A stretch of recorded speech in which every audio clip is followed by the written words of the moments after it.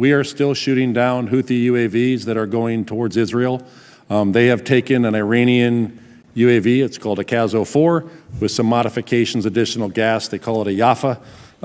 It has there's some Houthi firsts here, but it's Iranian equipment that can go 2,600 kilometers.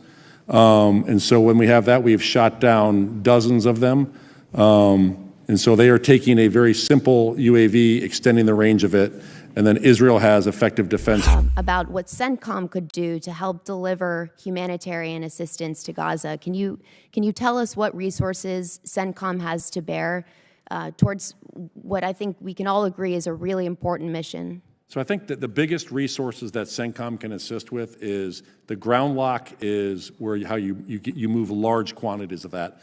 We assisted the Jordanians in scanning all of their trucks before they went in, and that met the Israeli security concerns of any trucks going in. And since 2024, the beginning, Pakistan had over 1,000 terrorist attacks in the western area, killing about 700 security and civilians and 2,500 wounded. They're in an active counterterrorism fight right now, and they have been a phenomenal partner in the counterterrorism world. We have to have a relationship with Pakistan and with India. I do not believe it is a binary switch that we can't have one with Pakistan if we have a relationship with India. We should look at the merits of the relationship for the positives that it has. And then, General Kurilla, what lessons can the U.S. learn from Iron Dome that could be applied to the development of Golden Dome? Do you believe deterrence by denial to be an effective strategy? It can be.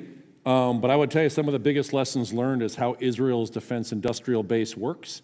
You cannot even sell a system to the Israeli military, the IDF, that is not open architecture, that will not work with the rest of their systems, so you don't end up with a proprietary system that's standalone. We need systems that can integrate and all talk to each other. And then in terms of our air defense assets that are forward deployed, you have to be able to protect those from counter-UAS as well. We need to be very mobile. We need to be able to integrate them into the systems. When I took over 3 years ago, if I walked into a base defense operations center, that's where they do all the command and control for the base to be able to defend against drones, you'd see 5 systems, 5 screens, 5 operators. Yeah. Now when you walk in, we've been able to integrate that into maybe 2 screens and 2 operators, but you have now 7 systems integrated into there. So we need to really do better at the detect. We're only going to see the systems get smaller, more lethal. Electronic magnetic information, the electromagnetic spectrum, when we try and jam them, that's why the Ukraine and Russia went to fiber optics, going out to 40 kilometers with fiber optic drones. Yeah. You can't jam that. Mm-hmm. So those are the things I would ask right now is the counter-UAS detect. I think we need to put aerial AESA radars for low radar cross-section to be able to pick up, elevated. And then ballistic missile defense. The committee will come to order. Without objection, the chair reserves the right to declare the committee in recess at any point. Before we begin, I would like to remind those in the audience that this hearing is open to the public, but actions that disrupt or distract from the proceedings will not be tolerated. The chair reserves the right to remove disruptive persons from the hearing. U.S. Capitol Police are on hand to assist with that task, and I thank them for their service and attendance. Today, we continue our posture hearings with Centcom and Africom. As this will be both General Kurilla's and General Langley's final appearance before this committee, I want to thank you for your service to our nation. Both of you have been exemplary in your roles, and I want you to know you're appreciated. American deterrence in the Middle East and Africa eroded under the last administration. The disastrous withdrawal from Afghanistan emboldened our adversaries. The Biden administration's appeasement of Iran only made matters worse. After Hamas's barbaric onslaught, Iran opened a second front, activating the Houthis to strike Israel and disrupt global trade. Since 2023, the Houthis have launched hundreds of attacks on U.S. warships and commercial vessels. Yet instead of holding the Houthis accountable, the Biden administration pulled them off the terror list. Immediately upon taking office, President Trump set out to restore peace through strength. He reinstated the maximum pressure campaign on Iran and strengthened America's hand in nuclear talks. I strongly support his demand for Iran to permanently give up its capacity to enrich uranium. Iran's nuclear program must be dismantled for good, but so must its proxy network. Israel has taken decisive action against Hamas, Lebanese, Hezbollah, and other rogue actors that had been operating in Assad's Syria. Thanks to Israel, that what once seemed impossible is becoming a reality. Iran's proxies are being destroyed. The Trump administration is building on this momentum. Nowhere is this clearer than in its response to the Houthis. Under President Trump, the United States has hit back decisively. But that threat is not gone. Recent reports indicate Iran is buying materials from China for hundreds of ballistic missiles. It is clear that Iran is determined to rearm and resupply its proxies. So we must be equally determined to stop them. This administration is right to prioritize Homeland Security, but that mission begins well beyond our borders. We must stop terrorists abroad before they reach us. That means denying terrorists a safe haven, and for this, U.S. forces must be forward deployed. That's why I support the Department's condition-based approach to rebalancing U.S. forces in Syria. We cannot allow Syria to become a sanctuary again for terrorists, Iran or Russia. The same applies for Africa. Al-Shabaab, ISIS, and Al-Qaeda are all gaining ground on that continent. Recent U.S. strikes in Somalia and across Africa have disrupted their operations, but that pressure must continue. Yet Africom is consistently under-resourced. Even modest increases in ISR and security cooperation funding would go a long way and empower our African partners to take on more of the burden in the fight against terrorism. We also must confront China's growing footprint on Africa. The reality is that the threat China poses to the United States extends well beyond the Indo-Pacific. In Africa, Beijing is securing critical minerals and building military infrastructure from Djibouti to West Africa. If China secures a permanent naval base on Africa's Atlantic coast, it will threaten vital sea lanes and have serious consequences for our ability to defend our homeland. Russia is also deepening its presence across Africa. It is trading arms and mercenaries for access to Africa's gold, oil, and other resources. The resulting revenue is helping fund Putin's malign activities worldwide. I look forward to hearing from our witnesses on how we can continue to defend forward in Centcom and Africom and ensure the region's threats never reach the U.S. homeland. And with that, I yield to my friend, the ranking member, for any opening statement he may have. Thank you, Mr. Chairman. I appreciate that, and I want to join you in our thank yous to our two military witnesses today. They have served incredibly well for a long time, and sorry, we'll not be seeing before you this committee. I don't know if you share, if you will miss us as much as we miss you. But we do appreciate your service. It's good to have you back one more time. And the degree of expertise that you bring to these two very difficult regions is enormously helpful to our committee, but also to our country. And I will agree with the chairman. I think the region is unbelievably unstable, both in Centcom and in Africa. Chairman has a slightly more optimistic take on how things have gone the last 6 months than I do. I think the instability is still raging and is still something we need to deal with. Certainly the war in Gaza goes on. The suffering there is enormous. We need to get to a ceasefire as soon as possible. There continues to be conflicts in the West Bank. We see in Africa and West Africa in particular is a deeply concerning situation where terrorist offshoots are beginning to take over more and more territory and threaten more and more countries. Sudan, civil war continues to be a major destabilizing factor. A war no one really pays much attention to continues to go on between the DRC and Rwanda with catastrophic consequences. We have a lot of work to do in the region. Even in Yemen, yes, it's good that the Houthis for the moment have said that they're going to stop shooting at U.S. ships, but we still don't have commercial shipping traffic feeling free to go through the Red Sea. So we still have a lot of work to do to get after all of the instability in the region. I will agree with the chairman that Iran is the primary driving force in that without question. You see their hand everywhere: Syria, Lebanon, Yemen, Israel, Iraq. Getting an ability to contain that is crucially important. And I actually think it is good that President Trump is negotiating directly with Iran. Now, my Republican colleagues would pretty much lose their damn minds every time Biden even suggested that he might talk to Iran. So that particular hypocrisy grates a little bit. But it is a good idea to try to have a conversation. I think it is also crucially important in the negotiations that we focus on their support for proxies. It is their support for proxies that is the most destabilizing force in the region. But we also need to work more closely with our Israeli partners.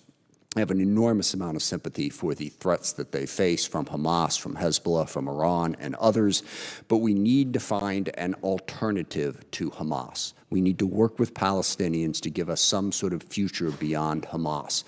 Partners in the region, as you well know, Jordan, Egypt, Saudi Arabia, the UAE, and others are working with those Palestinian partners, trying to generate that and being rebuffed constantly by the Israeli government. This war won't stop until Hamas is gone. I agree with that. But Hamas won't be gone until there is some alternative for the Palestinian people. I think it is really important that we step up pressure to try to push those negotiations and show the Palestinian people that they do have a future. If they don't think they have a future, it's going to be very difficult to stop this conflict. In Africa, I am very concerned about where that is going. The terrorist groups, as I said, seem to be taking hold in a number of countries. Russia has become more and more prominent in the region. They don't seem to be doing a particularly good job of keeping the peace, but they are still very present and have relationships with a number of countries. The path forward to that is not clear to me. I will close with a note of agreement with the chairman. These regions matter. They lead to greater instability. And when we talk about our primary concern being China, we must understand that the challenge with China is global. Any notion that we're going to pivot to Asia and therefore deal with China and just ignore the rest of the world, I think fundamentally misunderstands what is happening. As you gentlemen know, China is very active in Africa. They're very active in the Middle East. Russia is as well. This is a global challenge. These two regions are crucially important. We need to be present, but we also need to work with partners in the region to try to create greater stability in what is a very challenging part of the world. With that, I look forward to the testimony and the questions and answers, and I yield back. I'd now like to introduce our witnesses. First, we have Ms. Katherine Thompson. She's performing the duties of Assistant Secretary of Defense for International Affairs. General Eric Kurilla is the commander of United States Centcom, and General Michael Langley is the commander of United States Africa. Welcome to all of our witnesses. Ms. Thompson, we'll start with you. You're recognized for 5 minutes. Thank you, Mr. Chairman. Chairman Rogers, Ranking Member Smith, distinguished members of the House Armed Services Committee, thank you for inviting me today to testify on our defense posture and policy in U.S. Central Command and U.S. Africa Command, respectively. It is my honor to appear alongside General Kurilla and General Langley. The Department of Defense is reviewing our posture, activities, and resources across all combatant commands, including Centcom and Africom, in line with President Trump's America First priorities to make America safer, stronger, and more prosperous. In line with President Trump's Peace Through Strength framework and under Secretary Hegseth's leadership, DoD is putting core American interests first in the Centcom and Africom AORs to make America and our citizens more secure. America's core national security interests in the Centcom AOR are to 1, prevent and disrupt credible terrorist threats to the U.S. homeland, 2, deny Iran from obtaining a nuclear weapon, and 3, support Israel's ability to defend itself. State and non-state actors across the Middle East, such as ISIS, Iran, and its proxies, continue to threaten the U.S. homeland, as well as our forces and posture across the region. At the direction of the President, the Department of Defense maintains the forces and capabilities to defend against these threats to our national security. President Trump has already demonstrated his unrelenting commitment to keep Americans safe by conducting operations targeting Houthi terrorists in Yemen that successfully restored freedom of navigation and American deterrence. We will continue to work with our regional partners to enable U.S. operations, coordinate on approaches to regional challenges, and expand interoperability to address our shared threats. For example, our Iraqi security force partners now shoulder the majority of operations against ISIS remnants, requiring only a modest U.S. advisory role. In addition, the historic package of $142 billion in defense sales to Saudi Arabia, which Secretary Hegseth signed last month in Riyadh, will help lock in another generation of interoperability and burden sharing with critical regional partners. We will also continue to stand shoulder to shoulder with Israel, a model ally for the region, as they defend against threats from every direction. Secretary Hegseth has backed up this commitment with action and has authorized the deployment of a terminal high-altitude area defense or THAAD missile battery and its associated U.S. military crew to Israel. In Africa, the most pressing security challenges include potential threats to the U.S. homeland emanating from terrorist activity, as well as China's ambitions to expand its military power projection capabilities via overseas basing, naval access, as well as an ambition to establish dominance over critical mineral resources on the continent that fund their defense supply chains. To address those security issues, DoD has two priorities in the Africom AOR. One is to disrupt, degrade, and deny the activities of Africa-based terrorist groups that have both the capability and intent to strike the U.S. homeland or U.S. personnel and facilities. To this end, U.S. forces stand ready to engage and neutralize terrorists through direct action. At the same time, the Department is working with African nations to grow their operational independence and empower them to counter shared threats. At the same time, DoD will work to prevent and counter efforts by China to position its own forces in the Africom AOR in ways that threaten our ability to defend the U.S. homeland and deter Chinese aggression in the Indo-Pacific. We will also work closely with interagency partners to counter Chinese efforts to exclude the United States from critical markets on the continent. DoD's largest force posture location in Africa is Camp Lemonnois in Djibouti, which hosts 3,300 DoD military personnel and civilians that support Africom, Centcom, U.S. Special Operations Command, and U.S. Transportation Command operations. This base, along with smaller enduring locations, provides support to contingency operations, episodic military-to-military engagements, and crisis response. To conclude, I want to emphasize the important role of Congress in enabling the Department of Defense to achieve our objectives in the Centcom and Africom areas of responsibility. Your support and funding have been and will continue to be critical to advancing peace through strength. Thank you for the opportunity to testify on behalf of the Department of Defense, and we appreciate your continued support to the soldiers, sailors, airmen, Marines, guardians, and civilians who work every day to make the American people safer and more secure. Thank you. Thank you, Ms. Thompson. General Kurilla, you're recognized. Chairman Rogers, Ranking Member Smith, and members of the committee, thank you for the opportunity to testify before you today. I'm joined today by Command Master Chief Fleet Derek Walters, the Command Senior Enlisted Leader of U.S. Central Command. Our partners have described the events of the last 20 months as a tectonic shift, an earthquake, one that began on 7 October 2023 and continued to produce aftershocks across the region. We have been at the brink of regional war several times. Conflict was triggered in Gaza, Lebanon, Syria, Iraq, the Red Sea, and Yemen. The region held its breath as Iran and Israel traded blows in the first overt state-on-state attacks between these two countries in their history. At the same time, Tehran continued to increase their stockpiles of uranium enriched to 60%, for which there is no civilian purpose, threatening catastrophic ramifications across the region and beyond. Global violent extremists exploited the turmoil wherever possible to sustain their networks and regenerate capability. This included in post-Assad Syria and the porous border between Afghanistan and Pakistan. We saw this threat actualized multiple times throughout 2024 in high-profile attacks overseas and attempted here at home. However, from this disorder emerges opportunity. Iran is in a weaker strategic position now than at any point in the past 40 years, though it maintains significant operational capability. Qasem Soleimani's vision of a Shia crescent from Iran through Iraq and Syria to Lebanon was shattered as the Syrian regime collapsed and Assad fled to Russia. Lebanese Hezbollah was decimated by Israel, including the death of many of their leaders who were implicated in the 1983 Beirut bombing that killed 241 American service members. This dealt a massive blow to Iran's terror network that has targeted and killed U.S. personnel across the region for decades. The Houthis, Iran's new premier proxy, threatened the free flow of commerce through a vital waterway and were met with a sustained, deliberate, and focused campaign to reestablish American freedom of navigation. Terrorists are under pressure as Centcom's relentless campaign against ISIS removed hundreds of fighters and leaders from the battlefields in Iraq and Syria, to include just 6 hours ago. Our network of partners dealt significant blows to the ISIS Khorasan networks, exploiting the tribal areas between Afghanistan and Pakistan, to include our Pakistani partners bringing the terrorists behind the Abbey Gate bombing to justice.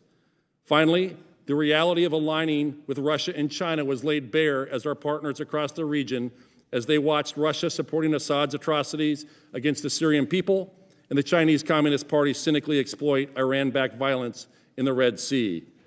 The United States now stands in a strategic window of opportunity to secure its national interests in the central region, to protect the homeland, secure our economic prosperity, establish freedom of navigation, and prevent a nuclear-armed Iran. Centcom's deep military-to-military partnerships have proven a catalyst to these wide-ranging opportunities that now lay before us. Our relationships provide the foundation of the Middle East Air Defense Initiative that defeated hundreds of Iranian munitions and continues to set conditions for the rest of the region's defense. These relationships unleash our shared creative potential in what has become a sandbox of experimentation, enabling us to innovate together, develop rapid solutions to the entire joint force. Our partners are also on the front line. In Iraq and Syria, they remain crucial to the enduring defeat of ISIS, battling the group across their respective countries, as well as enabling the repatriation of ISIS detainees and displaced persons. The warfighters of U.S. Central Command, representing less than 2% of the entire joint force, have been at the forefront of these seismic events over the last year and often on the front lines of conflict. It was those warfighters who sprinted out of their bunkers to fuel, arm, and fly their F-15s through a barrage of missiles and UAVs. It was those warfighters who led the vanguard against maritime terror in the Red Sea, protecting the connective tissue of the global economy. And it was those warfighters who continue to pursue and eliminate the remnants of ISIS wherever they are to stop future attacks as far away from this homeland as possible. It is on their behalf, the soldiers, sailors, airmen, Marines, Coast Guardsmen, and Guardians who serve this nation on the front lines of freedom that I speak before you today. It is the honor of my professional life to serve as their commander. As I close over 37 years of uniformed service to this nation, I'd offer one final thought. I've spent most of my adult life living, fighting, leading, and building partnerships in the central region. We have traditionally viewed the region as a risk to our national interests, but as I depart, I would offer that there has rarely been a time with greater opportunity to protect those national interests than we have right now, but only if we have the courage to step through that window. Thank you, and I do look forward to your questions. Thank you, General Kurilla. General Langley, you're recognized. Chairman Rogers, Ranking Member Smith, distinguished committee members, it's an honor to appear here today representing the outstanding service members, civilians, and families of the United States Africa Command. As I get closer to the end of my tenure of command, I remain in awe of the character and the capabilities of the men and women willing to serve our nation. Our team of soldiers, sailors, Marines, airmen, guardians, and civilians perform valiantly, and I'm honored and proud to serve with them. America remains in good hands. I'm proud to testify with my friend General Eric Kurilla, the commander of United States Central Command, and my colleague, Ms. Katherine Thompson from OSD Policy. I'd like to extend my gratitude for their steadfast cooperation. Now, ordinarily, I would be joined by my command senior enlisted leader, Sergeant Major Michael Woods.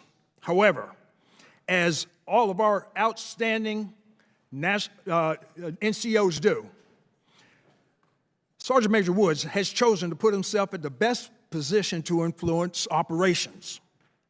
Today, he's in Morocco for the African Senior Enlisted Leaders Conference. Now, Morocco is a shining example of a great return on our investment, and their efforts in developing the enlisted corps across the continent is a crucial step in African military professionalism. I recently traveled to Morocco.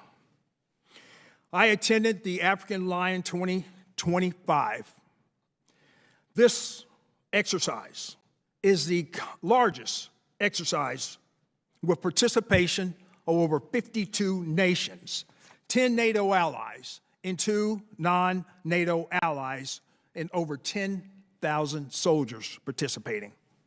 I also just returned from Kenya, where we jointly hosted the African Chiefs of Defense Conference in Nairobi. This gathering showcased the Kenyan Defense Force's commitment to fostering military dialogue and demonstrated their leadership. The insights drawn from that forum will help inform Africom's approach to hearing how our African partners are solving challenges in their own neighborhoods and understanding where they can shoulder more of the load. Now, everything we do at the United States Africom especially these types of partnerships, has overarching goal in mind: achieving peace through strength. Now, this requires three things: a clear understanding of national security threats, a robust and dependable network of like-minded allies and partners, and appropriate resourcing to match military requirements. Now, as I've said in previous testimony, Africa remains a nexus theater from which the United States cannot afford to shift its gaze. It is home to terrorists who take advantage of conditions in Africa to grow and export their ideology. ISIS controls their global network from Somalia. It is where the Chinese Communist Party actively works to change the international rules-based order and establish regional hegemony. And it's where the Russian Federation seizes opportunities created by chaos and instability. Ladies and gentlemen, we must deter these nations and other malign actors from their goals on the continent. Many of our security and economic interests overlap with those of our African and European partners. Successful outcomes enabled by burden sharing are beneficial for all. As a posture-limited theater, we establish strength and work towards peace by enhancing security capabilities of our African partners through our robust system of alliances. Exercises, training events, security cooperation, and foreign military sales programs are the backbone of our military activities on the continent. Through these activities, our forces lead by example with a warrior ethos and stand by our partners and enhance trust in the United States military. United States Africom seeks to match capabilities with current and emerging threats to ensure that security of our forces while advancing American interests. Intelligence, surveillance, and reconnaissance aircraft, crisis response forces, counter-unmanned aerial systems technology, and integrated air missile defense platforms are critical resources to accomplish our mission. I welcome your advocacy in ensuring that these necessary tools are in Africom's hands. Ladies and gentlemen, I appreciate the opportunity to be here today, and I'd like to close by thanking the committee for your stalwart support during my tenure of command. Our ability to accomplish the mission is always linked to your advocacy and encouragement, and I look forward to your questions. Thank you, General Langley. Chair now recognizes himself for questions. General Kurilla, Operation Rough Rider degraded Houthi capabilities and took a target off U.S. commercial ships. But they still keep hitting at Israel. What more can the U.S. do to support Israel against the Houthis and Iran's other terrorist proxies? So I would tell you right now that the Iranian proxies are at one of the weakest levels they've been. They did decimation of the disintegration of the Hezbollah, Hamas. However, the Houthis, the biggest challenge with the Houthis is they are being provided with Iranian weapons. They provide the weapons and they assemble them inside of Yemen. There are experts from the IRGC that are inside of Yemen helping them to be able to manufacture these systems as well. So this is going to be a challenge going forward. We have got to stop the flow of the weapons into Yemen. Thank you. President Trump's made it clear that if Iran doesn't permanently give up its nuclear enrichment, military force by the U.S. may be necessary. If the president directed, is CENTCOM prepared to respond with overwhelming force to prevent a nuclear-armed Iran? I have provided the Secretary of Defense and the President a wide range of options. I take that as a yes. Yes. General Langley, your command was created in 2007 to address the shortcomings of the division of Africa between CENTCOM, Indo-Pacific, and EUCOM. Since then, Africa's strategic importance has only grown, with transnational terrorism on the rise, as well as China and Russia working to undermine our interest on the continent. Can you tell me, in your best military judgment, should Africom remain its own combatant command separate and apart from EUCOM? Chairman, those statistics that you just stated is more of a reason why Africom needs to remain as a overall command to be able to address these challenges. Africa is a nexus theater for the great power competition, and then also with a number of violent extremist organizations that are encroaching upon the continent. It is a threat. It is a threat to our homeland, and it's a threat for our overall national security and protection of our national interests. Yeah. I take that as a yes. Yes, Chairman. Yes, and I fully agree with you. I made it very clear publicly that I will vigorously oppose any effort to consolidate Africom into EUCOM.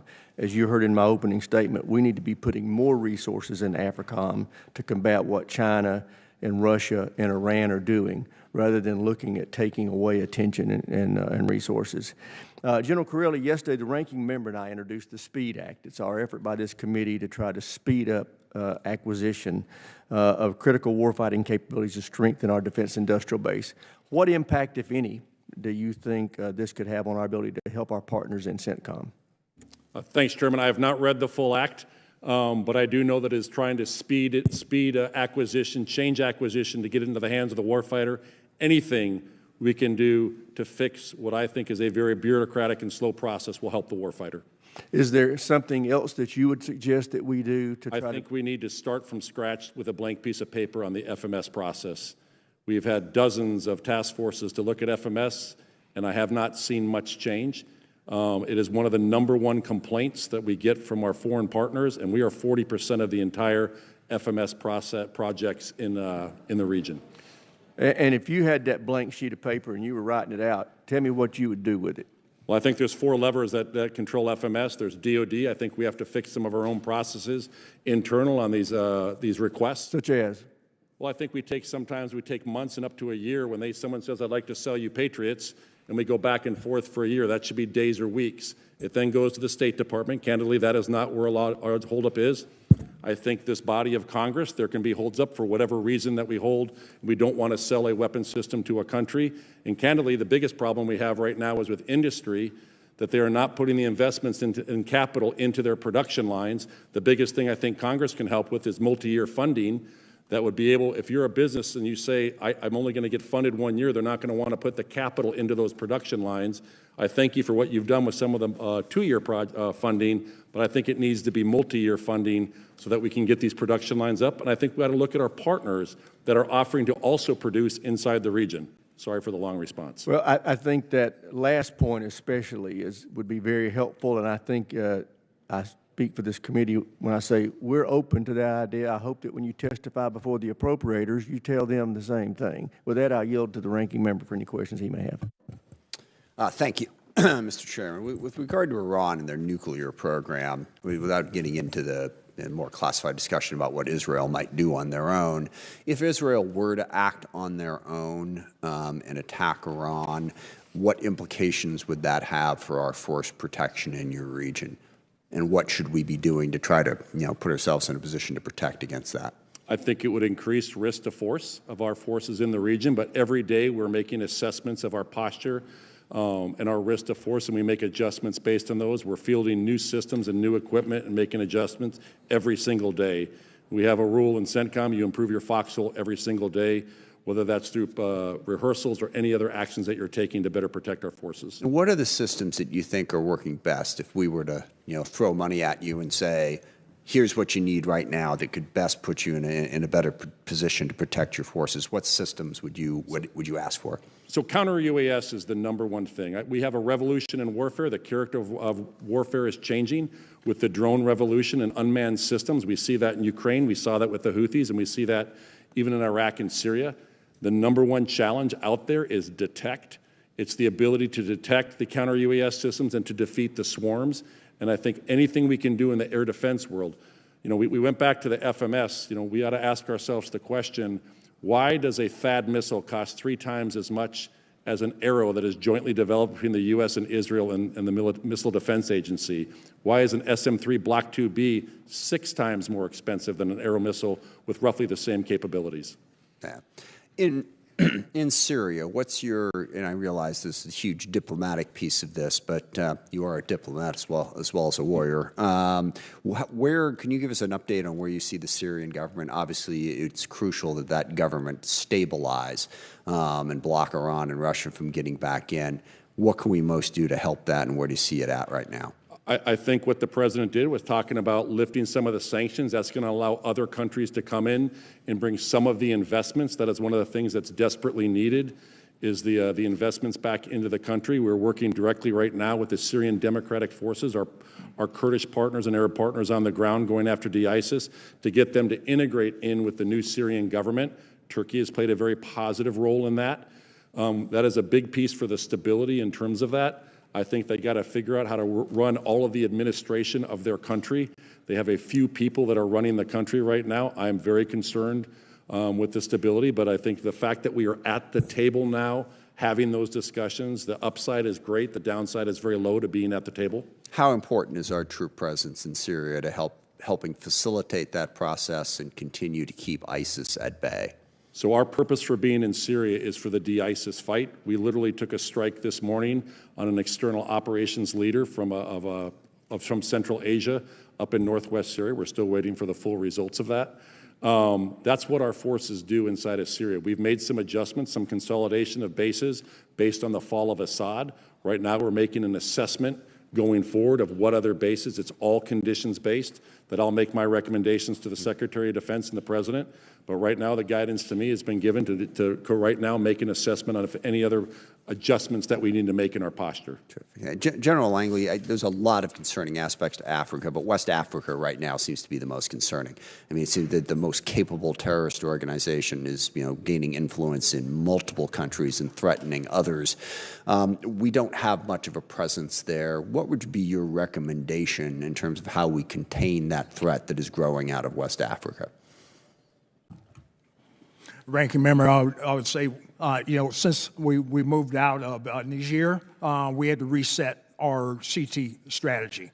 And that's further engagement, especially with the coastal West Africa countries who are building capabilities and capacity to deter. And a number of countries is working, but JNM, which is and AQIM, and also ISIS Sahel are really starting to get their footing and affect themselves across the Sahel, AES countries of Niger, Mali, and Burkina Faso. I think that just collaboration with our partners in increasing institutional capacity for enduring solution against those aforementioned VEOs.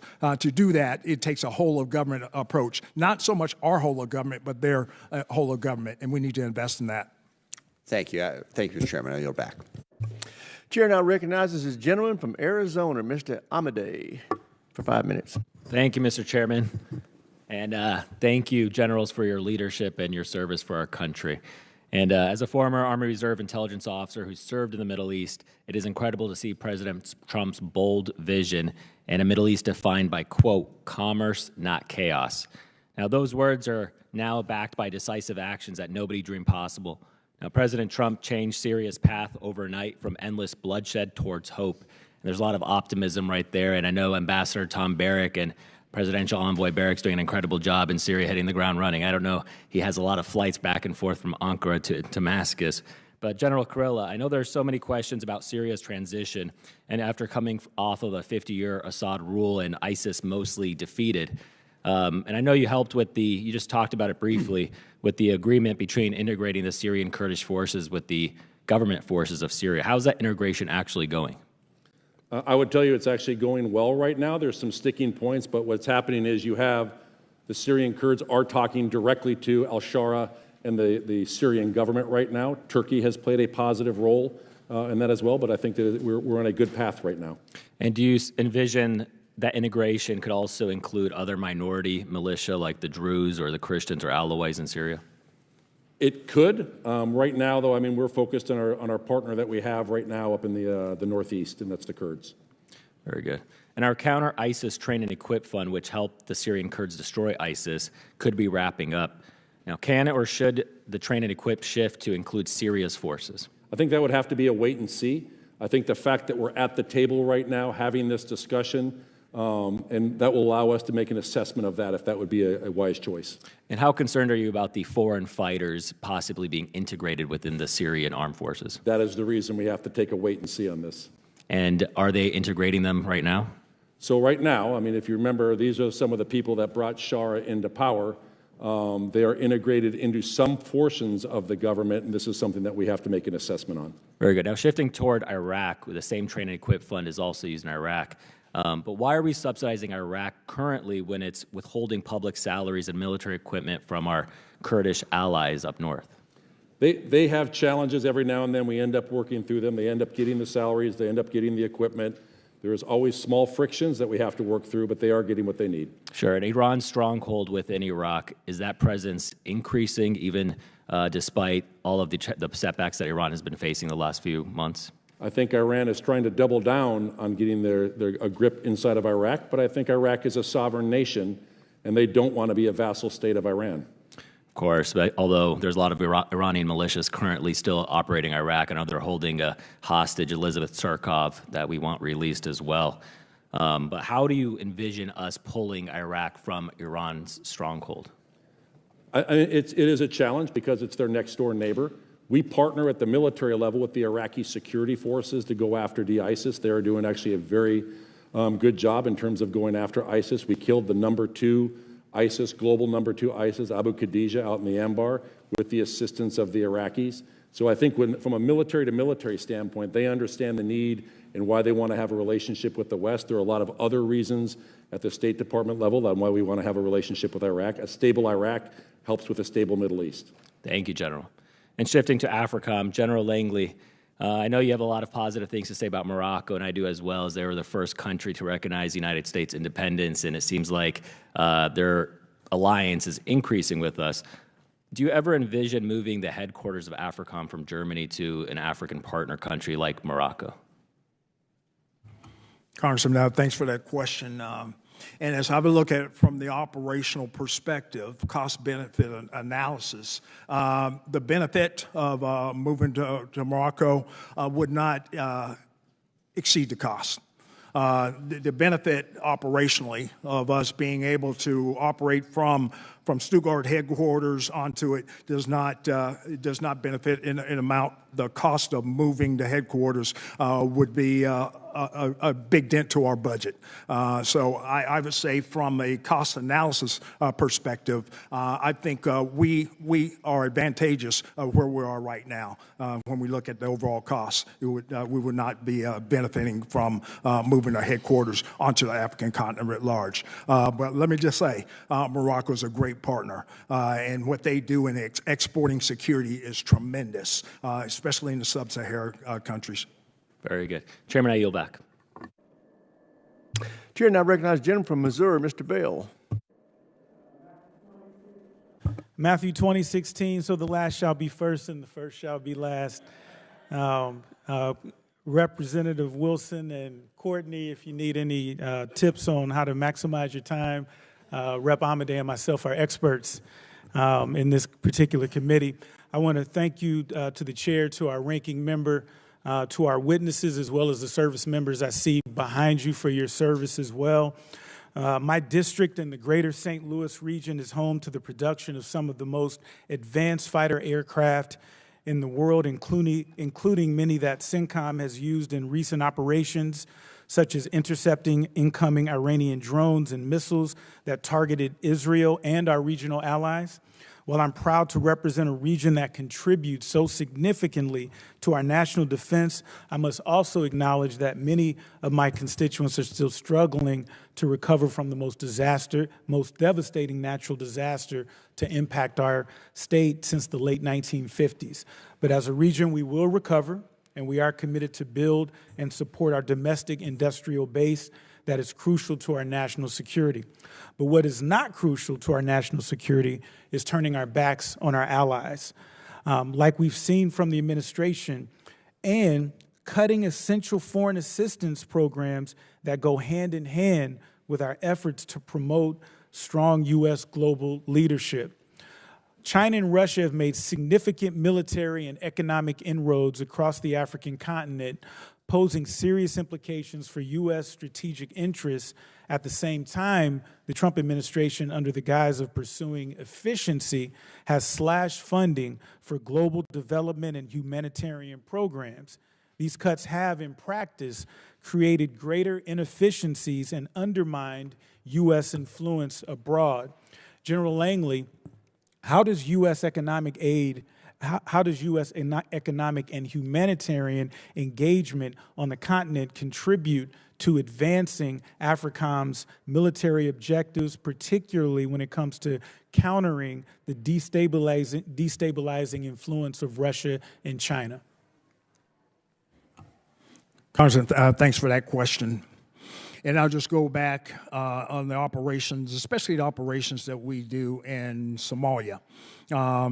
So when we support the Somali National Army, as they've gone through numerous phases to the liberation phase of significant regions across Somalia, they get into phase 4. And some of the capabilities that outside of the kinetics and military operations, they were able to stabilize the region. So we're at a point now looking forward to what worked as far as aid in the past, but this is where the Secretary has charged me with engaging other countries of a shared burden. A shared burden of looking at contributing countries, not only troop contributing, but also in phase 4 operation, which is stabilization. So those discussions are taking place at a higher level, at the policy level, and engagement with other countries, so that we can focus, laser focus on countering terrorism and a shared burden with other countries to be able to take up that void. Over. And since Hamas's October 7th terrorist attack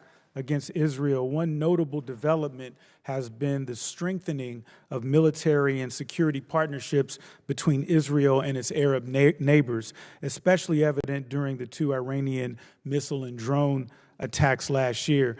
This growing security cooperation has shown potential in laying the groundwork for peace.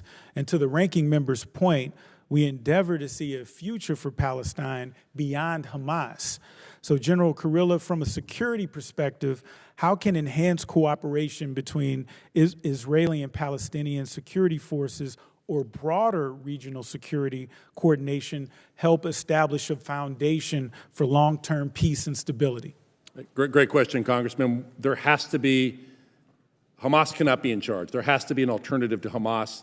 I think that is some form of a Palestinian governance. I think the regional partners can work with Israel to figure out what that is and with the Palestinian people. For almost 20 months, the Iranian-backed Houthis have wreaked havoc across the region, causing significant instability. The administration recently announced an agreement to cease all operations against the Houthis in exchange for a halt in their attacks on U.S. ships. I will submit my question, but I want to talk about how this agreement excludes our regional allies and the implications of that. The gentleman's time's expired. Chair now recognizes the gentleman from Indiana, Mr. Mismer. Thank you, Chairman Rogers, and thank you to the witnesses for being here today. General Kurilla, I couldn't agree with you more that FMS reform is needed, and we just have to do better in that regard. In addition to reforming the FMS and DCS process, would you also agree with the need to reform or eliminate other non-treaty agreements that inhibit our ability to work with our allies and partners, such as the Missile Technology Control Regime? Can you say the question again, please, Congressman? Yes. How could, other than FMS and the DCS process, would you agree that we need to reform or eliminate other non-treaty agreements that inhibit our ability to work with our allies and partners, such as Missile Technology Control Regime? I think we should find those partners in the region that we know can safeguard the technologies, and we should work with them.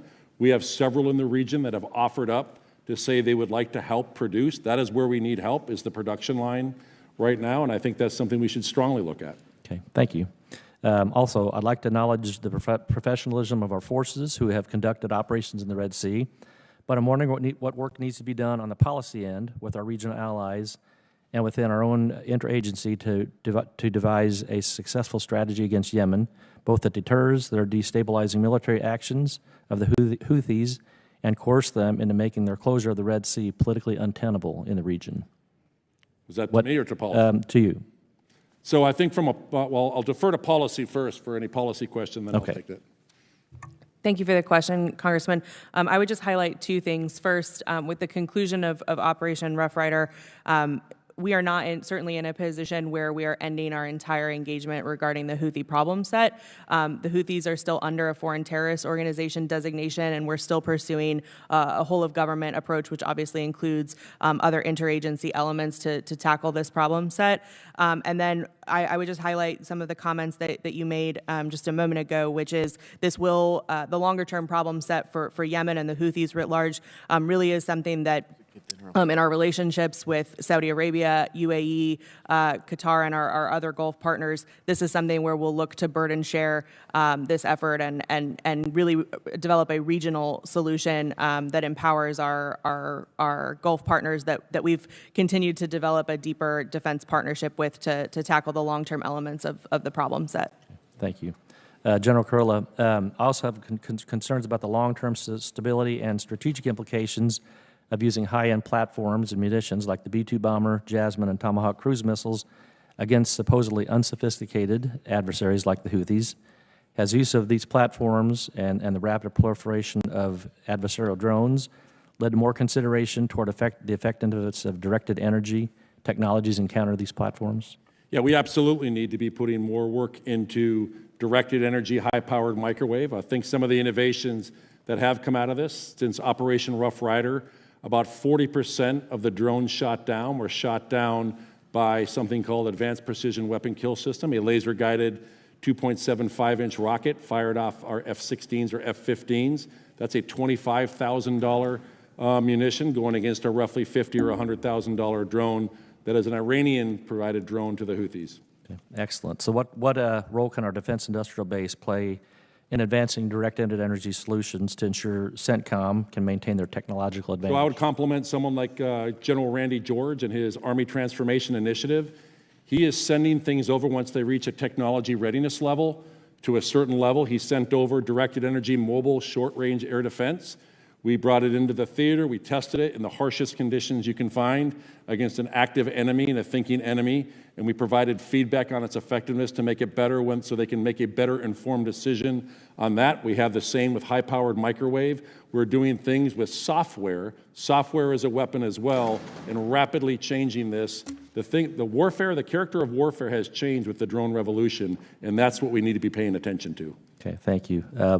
Also, how would you assess the performance of Israel's missile defense architecture during recent fighting, particularly systems like David's Sling and Arrow that we co-produced?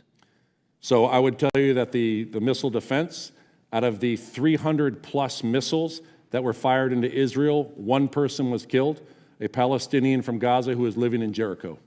Okay, thank you. Has the attack highlighted any gaps in our budget requiring additional resources from Congress? I think we need to figure out how we also produce. I go back to my comment, why does a THAAD cost 3 times as much as an Arrow? Why does an SM3 Block 2B cost 6 times as much? Yeah. We've got to figure that out because we are on the wrong side of the cost curve. Very good. Congress has appropriated... Gentleman's time's expired, Chair, and I recognize the gentleman from Virginia, Mr. Vindeman. Thank you, Mr. Chair, and thank you to all the witnesses and General Kurilla and General Langley. Thank you for your decades of uniformed service. I want to thank you, General Langley, for these great placemats. I mean, it's a fantastic graphic depiction of why Africa is so important to our national security now and into the future.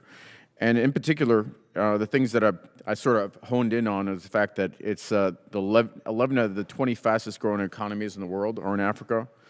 25% of the 193 countries in the General Assembly of the UN hold seats in Africa. And the rare earths is probably maybe even more interesting in how much China controls here. So in this context, in this sort of geopolitical context, when we look at all the elements of power, we have diplomatic, information, military, economic, and I know there are various iterations of this. Ms. Thompson, you emphasized the importance of countering China's influence in Africa. However, this week, the House is voting on a rescission package that cuts $3.7 billion in soft power. For example, hundreds of millions in cuts to PEPFAR, a program started by George W. Bush. Forgetting the more than 25 million lives saved by PEPFAR since the program started in 2003, there's no question that there has been, that this has been an effective program in extending America's power and influence. This has made us safer and boosted our national security. And in the testimony that DOD sent over for today's briefing, said, unfortunately, the CCP information manipulation is significantly outpacing our efforts to counter their campaigns. Unchecked, China's efforts could reshape the information landscape in Africa, creating biases and gaps that could lead African nations to make decisions to subordinate the economic and security interests to China's own. So my question is, given sort of the withdrawal that we've seen this administration take in the information environment and communicating through, Voice of America and other entities that are specifically focused on Africa, and in withdrawal of these critical soft power programs, are we more or less in a position to make sure that our military objectives are achieved? Thank you for the question, Congressman. I can't speak explicitly to the State Department equities in this, particularly the humanitarian aid that you speak about. However, I will say from a Title X DoD perspective, obviously the department has... I'm sorry, let me stop you for a second. I'm talking about like sort of these elements of power, all right? And there's a balance to these, right? So by withdrawing from the informational, from the economic elements, does that make achieving the military objectives more or less difficult? Appreciate the question, sir. What I would say from a DoD perspective, thinking exclusively about the Title X assistance that we provide, particularly on the continent, that's part of our review process, is understanding how our Let me pause you right there. General Langley, same question to you. Does this make achieving the military objectives more or less difficult? Especially in the MISO. We just, as far as our information operations, countering some of the propaganda that the CCP is putting out there. Yes, that's where we need to be able to confront them, because we had a lot of success in the past, and even going forward, Secretary Hicks has given us the tools to press back on the CCP. So thank you, General Langley. I heard yes, which I think is the short answer to the question, and I just want to make sure I get that we need to counter them going forward. Switching gears to the Houthis, General Kurilla, over the last few months, we spent over $1 billion attacking the Houthis, and our campaign. Can you evaluate whether we've disrupted, neutralized, destroyed their capabilities? So the president gave us a very specific mission, which was to get the Houthis to quit shooting at American ships. 6 months ago, on 12 November 2024, was the last time a destroyer went through the Bab el-Mandeb. It was attacked 17 times with anti-ship ballistic missiles and anti-ship cruise missiles and UAVs. In the last week, we've put 4 destroyers back through the Bab el-Mandeb, and we were not shot at. Okay, I got that. They're not attacking U.S. shipping. Are they still attacking Israel? Yes or no? They are still attacking Israel, and we are still defending Israel with our THAAD system. Thank you. So, gentlemen, times have expired. Mr. McGuire, you're now recognized for 5 minutes, sir. All right, thank you, Mr. Chairman, and thank you to our witnesses and to all of our military folks here. We wouldn't have a country without you. Thank you. Ms. Thompson, we really appreciate what you're doing in this administration with peace through strength. I think we all agree you have to have strong American leadership in the world, or you have a lot of problems. How has the President's outreach to the new government in Syria encouraged a good outcome for our Kurdish partners in the Syrian Democratic Forces? Thank you for the question, Congressman. And I would highlight the President's speech in Riyadh, in particular, this idea that the Middle East region is transitioning from chaos to a region focused on commerce and empowerment. I think that this is an incredible good news story when it comes to the conversation around Syria. We are giving the Syrian government a chance, and stability, if it holds in Syria, will be monumental for the region. And it's something that the administration is really leaning forward on as a whole of government effort. Obviously, it's conditions-based, and we'll be very careful as we watch the developments, but it's a really positive, good news story that further underscores that the region is really transitioning from this region of chaos into a region focused on prosperity. Thank you. Ms. Thompson, since President Trump took office, have counterterrorism operations remained static, or has there been an increase in operations in Somalia that have removed a number of terrorists from the battlefield? Thank you for the question. I will defer to General Langley on any additional operational comments, but I would say, yes, the Somalia elements that you highlight, the increase in precision targeting in Somalia to take out terrorists who specifically pose a threat to the U.S. homeland, demonstrating the capability and intent to carry out operations against the U.S. homeland, our forces and our people, is an incredible success as part of this administration's effort. Obviously, countering terrorism and protecting the homeland is one of our #1 national security objectives, and I think that the activities in Somalia since day one really do highlight the capabilities that we have, and so I would offer General Langley the opportunity for any operational comments.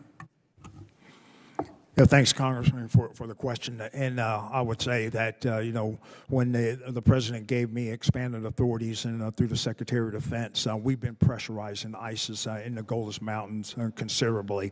That is reinstituting deterrence in a kinetic way. And they are yielding to it to the point that they are considering moving to seek refuge elsewhere. So that this is what the warrior ethos and the lethality that we've imposed in the Golan Mountains against a foe that has the capability of attacking our homeland. I think this movement to increase our lethal effects on them is causing there to establish pause. Thank you. General Kurilla. Iran and its proxies across Centcom continue to use drones to target critical infrastructure, military installations, and commercial shipping in the region. The conflict in Ukraine and Iran's attacks on Israel have highlighted the challenges posed by saturation attacks comprised of UAS and missile threats. And I'm concerned about the survivability of high-value air defense systems like Patriot, THAAD, against drones and drone swarms in the Middle East as tensions remain high. As the threat from proliferated small UAS technology grows in Centcom, to the extent you can share in an open setting, how is the Army thinking about requirements to defend deployed assets in theater against coordinated attacks from advanced aerial threats like drones and drone swarms? So that's why you want to have a layered defense, Congressman. And we start everything from they can reach as far out, you have ballistic missile, all the way down to the Group 1 quadcopters. We have capabilities that we layer against all of that, whether it's electronic or kinetic, non-kinetic means as well. What the Army is doing to help us with that, as General George is doing his Army Transformation Initiative, sending forward capability not to replace but to augment, to put it in those harshest conditions in Centcom against an active thinking enemy. And we give him feedback on the effectiveness of those to make it better before they do large purchases of those equipment. Perfect. All right. From your perspective, General Kurilla, and for integration, would it be better to baseline these requirements into existing weapon systems like Patriot or THAAD, or separate? What we want to be able to do is have a layered defense, but we need all of those systems to talk to each other. We can't have one-off proprietary software systems that don't work with one overarching software system that controls all of them. Awesome. Well, thank you for our witness for answering the questions, and I yield back. Mr. Tran, you're recognized for 5 minutes, sir. Thank you, Mr. Chairman. General Langley, General Kurilla, thank you so much for your service. Ms. Thompson, welcome. General Langley, you rightfully stated that Africa is a nexus theater where global interests converge and the United States continues to face fierce competition from China and Russia across the continent. Chinese state-owned firms now hold stakes in 78 African ports, and China is currently negotiating a second PLA Navy base in Gabon. In your testimony, you mentioned that the U.S. approach to Africa is African partner-led, U.S. and ally-enabled. General Langley, in your view, which African partners are the most important to furthering U.S. interests on the continent and why? Congressman, thanks for that question. And it's a broad question, but as far as China is concerned and their aspirations to become a global hegemon, I'll just give a statistic that's pretty compelling. They're outspending Africom militarily 100-1. So as they have basing aspirations across the globe, but especially in Africa, in those places, whether it's on the east side or the west side, they're trying to close the gap from a geostrategic positioning to be able to stop our joint forces for employing across the globe, or A2AD, in which aerial denial, anti-access. And then also the critical minerals, trying to control those supply chains. So those geostrategic region ways of affecting their geopolitical means to engage with a number of countries. It's too many to state. Sure, I appreciate that. And then, with U.S. engagement with certain African countries being either cooled or stalled entirely, General Langley, why is continued engagement with those African countries that are still engaged with the U.S. so essential for our national security? Absolutely, because some of these countries we have shared interests in, and we see it as essential for the purposes of the shared commitment of stability and security across the region, not only for counterterrorism, but just for international rules-based order. A number of these countries see the importance of that, and that's why we have shared national security objectives, so they can get to the future of being able to stand on their own and be able to create prosperity in across the future. And a number of countries side with the United States in our ways to do it. Thank you. General Langley, you mentioned in your opening that Morocco is an example of success from our investment. Was hard power the sole tool we deployed for that success? And generally, do you believe that hard power is the only tool we have to further U.S. interest in Africa? It's a portfolio of a number of powers, whole government, building institutional capacity, having the African countries take a lead and share with one another as a whole has proven to be the success against a number of layered threats that are stalling progress across the African continent. That's right, and we need to be thinking about all levers of power, including the soft power tools at our disposal when looking to counter Chinese influence, deter further adversarial military expansion, and to protect access to critical minerals on the continent. In fact, that is why I plan on voting against a rescission package on the House floor this week that rescinds bilateral and multilateral investment in places like Africa. General Kurilla, how is the U.S. military supporting the delivery of humanitarian aid to Gaza, and what obstacles have you observed that are preventing the seamless delivery of such aid? So we have, in the past, we've delivered humanitarian aid through both air, sea, and land.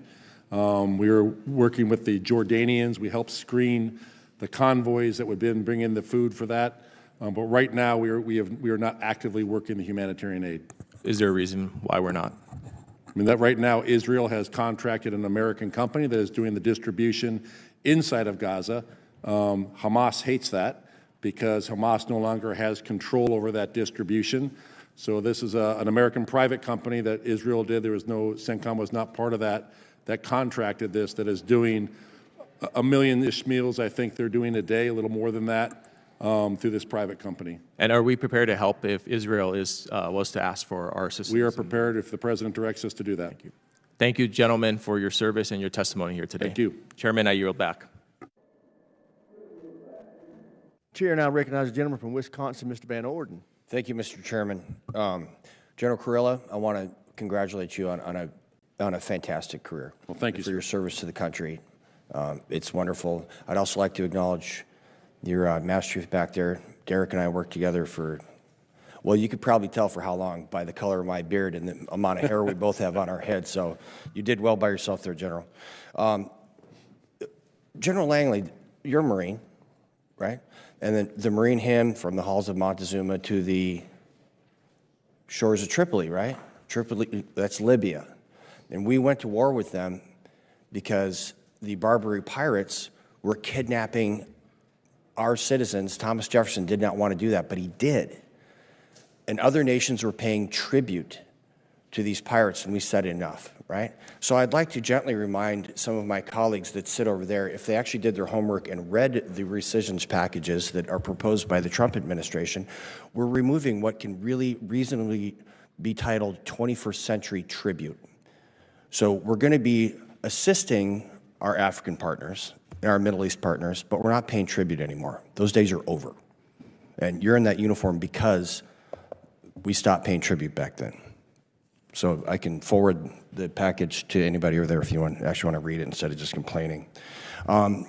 So former Secretary of Defense Lloyd Austin said he would take the Taliban at their word when they're talking about anti-terrorist operations, counter-terrorist operations, and human rights, in particular to rights of women in Afghanistan.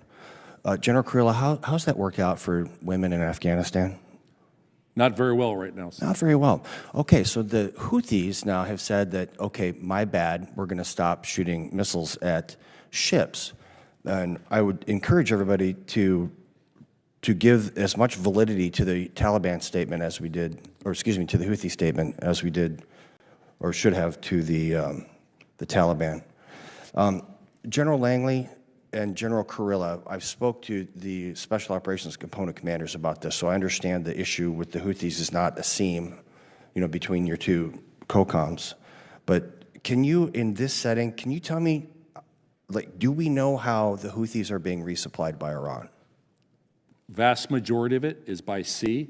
They put them on, they come out of the ports in Iran. They put them on dhows, stateless dhows. Some of them go on maritime vessels into Djibouti. On the UN vessel inspection mechanism, they put stuff inside a container. If you have a ship with 500 containers and it's in the bottom of it, you can put all those sensitive components in the bottom of that. Now, a positive thing that just happened in the last month is that the UN vessel inspection mechanism decided to go to 100% inspection of containers. I think it needs to be 100% unloading of all the containers to see what's inside of them. But that's a positive step, but probably about 80 to 85% goes by sea. Okay. Why are we not sinking these vessels? So we have a terrorist nation, Iran, with their minions. They're sending lethal munitions to the minions, which have shut off the Red Sea for commercial traffic. Why aren't we sinking? I guess maybe that's a question. Well, we have to find the ships. The hardest part is to find that ship. Right. At any given time, there's between 3,000 and 5,000 dhows on between the Iran and Bab el-Mandeb. That's the same distance from the tip of Florida to Boston that you're trying to find these dhows. I lived in Djibouti for a long time, and I sent some of my guys to Yemen, and that was a big secret, and it's not anymore, obviously. But Ms. Thompson, have you guys looked at this from a policy perspective? I mean, the last two SEALs that were killed in combat, unfortunately, were in the Red Sea. Derek and I's teammates, and they were boarding these vessels to try to prevent these munitions from getting to the Houthis. So this is very personal to me. Ms. Thompson? Thank you for the question, Congressman, and rightly understood. I can say more on some of the particular policy elements in closed session on this, but what I would say is one of the elements that we have looked at and continue to engage on is our European partners. They are actually very well equipped to continue to help us with this effort, particularly from their positioning in the region. Ms. Thompson, I don't mean to interrupt you, but I'm going to because I have 20 seconds left. Right now, from a policy perspective, from the DoD, if the United States of America understands, our European allies find a ship and we know for sure that there are munitions on there that are going to the Houthis, can we just sink it? We can board it. We have the authority to board it, and if we find the munitions, we'll take the crew, we'll transfer that crew, and we can end up sinking the ship. We did one on a Dow 2 weeks ago. Gentleman's time's expired. Chair, I recognize the gentleman from California, Mr. Whitesides. Thank you, Mr. Chairman. General Kurilla, General Langley, thank you both for being here today, and thank you, ma'am, for being here today. And I want to echo my colleagues in thanking you for your distinguished service. I want to begin by talking about a trip that we took last month. We went to the Centcom area of responsibility, including Iraq, Bahrain, Qatar, and the UAE, with Ranking Member Smith and a bipartisan delegation from this committee. I have to say, General Kurilla, how impressed I was by the dedication and professionalism of the men and women serving in your AOR, especially given the rapidly shifting landscape in that part of the world. That dedication is incredibly important. The Middle East is a place that deserves American attention and investment, as I'm sure you would agree. General Kurilla, in your time as CENTCOM commander, you've seen the culmination of the civil war in Syria, the explosion of conflict in Gaza, a changing paradigm in Yemen, and much more. In my visit, I heard a sense of concern from our allies in the region amid the serious change. Some of our partners in the Middle East worry that we're taking our eyes off the ball. General Kurilla, what are the tangible, concrete steps you think are necessary to reassure our allies that we are still focused on your AOR and that we still stand with them? So I think words matter and actions matter. I think what we are doing is we are transitioning from a security guarantor to a security integrator. I think the thing, we have to have a sufficient and a sustainable posture. So we can't take everything. We have to have enough that we can still be able to partner with our partners in the region. We need to be able to give them the military equipment, the foreign military sales, so that I can be integrated into the region. We saw that on the defense of Israel, systems that can talk to each other, and this is one of the challenges with foreign military sales. They have real security needs.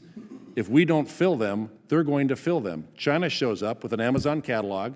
They say, pick anything in here. I'll give you financing, free shipping, prime shipping, and no end-user agreement.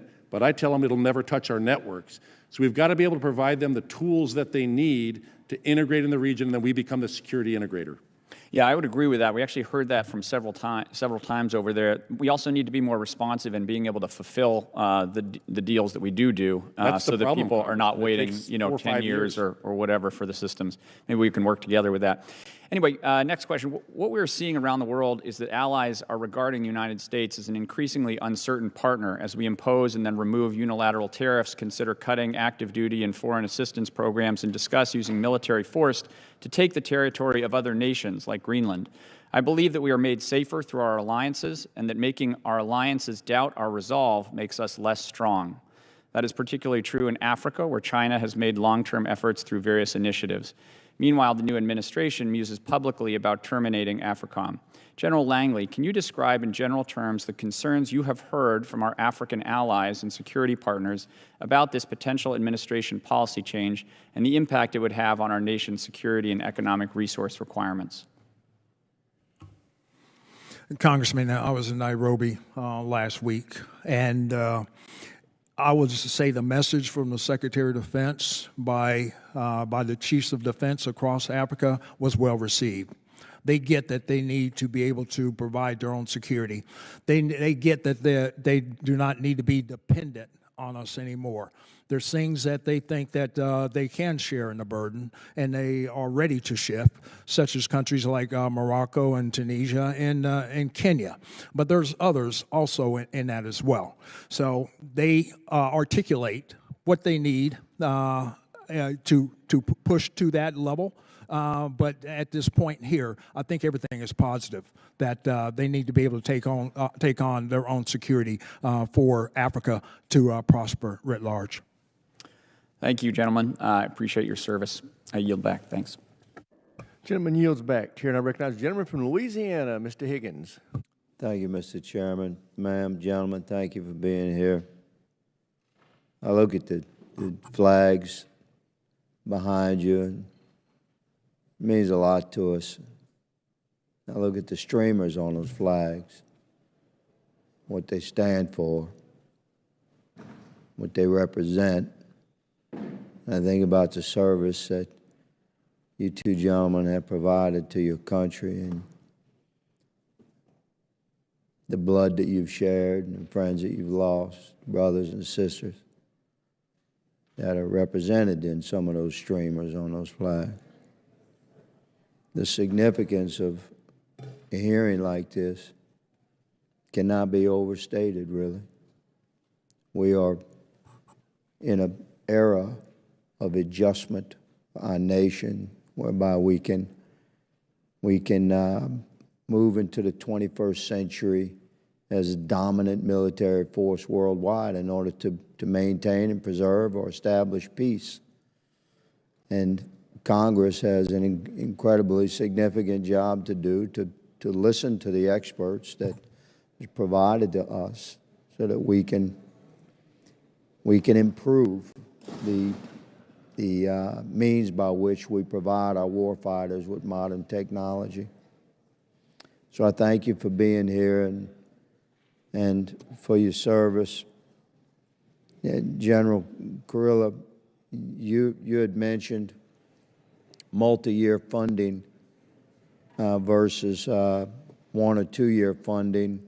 Would you please clarify for this committee the difference between multi-year funding for the DoD versus multi-year contracting for our defense contractors? Because we don't want to lock into a technology that could be replaced by a better, less expensive technology. Would you touch on that? Sure, I agree. I mean, one of the challenges I think you have, if you're a business and you make X, you have this production line, but if you know you're only going to get money from these companies, you're spreading that out. You only have so much production line. So when we have partners come to us and say, we would like to purchase X, and we tell them they can get it in 2029 because we don't have the production capability, that is a concern. I'm also just as concerned that the industrial base cannot keep up with the weapon expenditure. Every conflict that we've had recently has underestimated the weapons.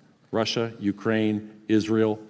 And so I think what we want to do... Right, yes, sir. So not to interrupt you, but you're at the heart of the problem. What I want to get to here is that if we have to find the sweet spot, and I'm going to ask you what that is. We have a problem of historically like constant design changes with a program. We have to move away from that. If we have multi-year funding for the Department of Defense that gives greater executive authority to accomplish the mission, and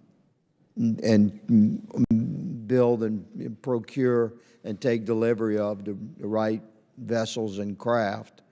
But we don't want to be locked into a multi-year contract with a particular defense contractor, because that would insulate us against the emergence of significantly better tech that's more effective and more lethal and less expensive. We have to be able to make that shift. So what is that sweet spot?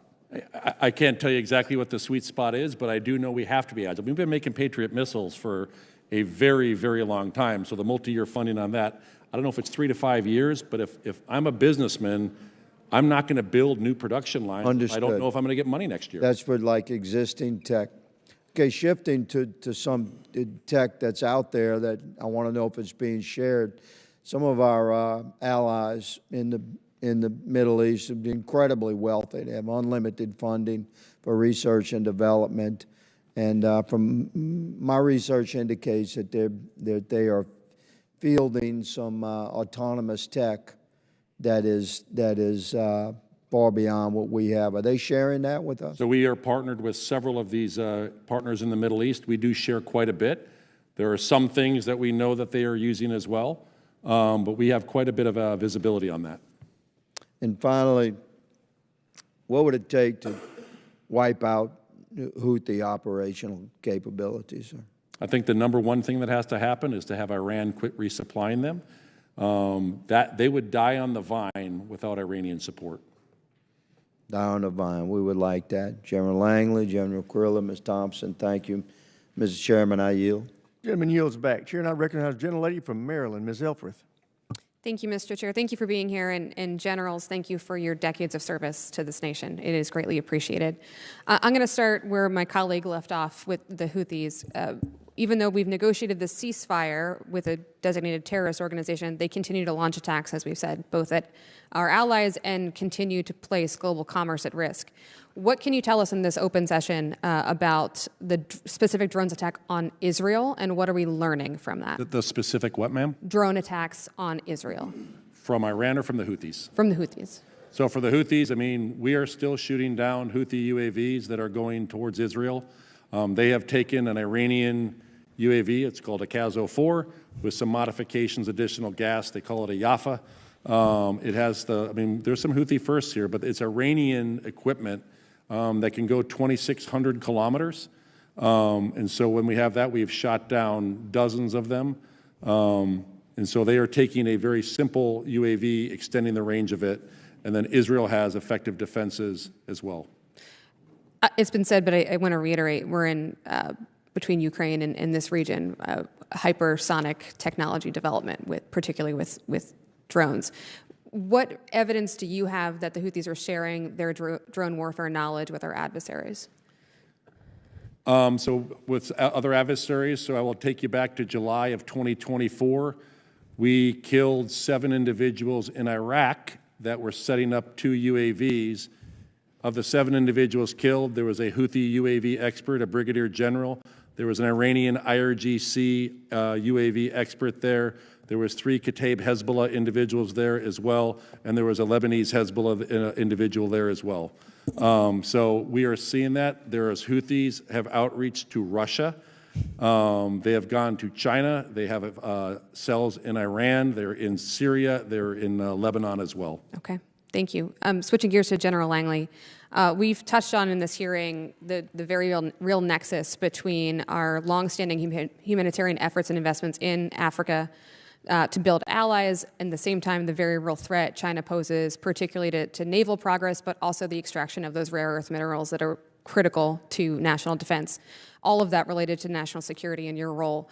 Over the last 6 years, the terrorist organization JNIM has seen dramatic growth in activities. You recently gave remarks emphasizing that the U.S. was focused on helping African nations build the self-reliance to fight such terrorists, but it was reported that the vast majority of programs run through the Global Fragility Act, a multi-year initiative intended to bolster stability in vulnerable West African countries, has been shut down by this administration. Can you please speak to the threat of JNIM to the region and its stability? Congresswoman, thanks for the question. Yes, the epicenter of JNIM right now lies within the countries of Mali and Burkina Faso and to some degree Niger. But it's threatening of the former GFA recipient states. I've met in Cote d'Ivoire with Ambassador Davis Ba, and the thing in the past, they have been able to benefit of being able to share ways ahead for counterterrorism. So in their northern regions of the southern regions of Burkina Faso, but the northern regions of Cote d'Ivoire, they've been very effective with the construct they've established. So yeah, they benefited from their whole of government, and I think the GFA had been an enabler for that in the past. But going forward, they know that with the straight talk that we have already said that we need to share this burden. And Burkina Faso we've offered them other opportunities to be able to benefit with what Cote d'Ivoire has been successful at. So it's a sharing of ideas and sharing of the enduring solution to counterterrorism, which all of those countries can benefit from. Thank you, General. And in my remaining moments, I'm just going to make a statement about the President's recent desire or statements and desire to develop the Gaza Strip into the Riviera of the Middle East and how deeply troubling those statements are. Many of us share the desire for a lasting two-state solution driven by self-governance and long-term stability in the region. Yet building such a resort and displacing 2 million Palestinians will only exacerbate tensions and create a target for further hostilities in the region. I understand this isn't directly related to your responsibilities in the military, but I fail to see the national security reasoning. Instead, I want to echo with my last moments my colleague, Congressman Tran's excellent proposal that Centcom use its incredible logistics capabilities to support distribution of humanitarian aid in Gaza. Thank you. Gentlelady yields back. Chair, and I recognize the gentleman from Texas, Mr. Gooden. Thank you. General Langley, I'll start with you and then move east. Regarding the DRC and Rwanda, could you give me kind of an update, not necessarily a history, but where you see things as they stand today with that conflict?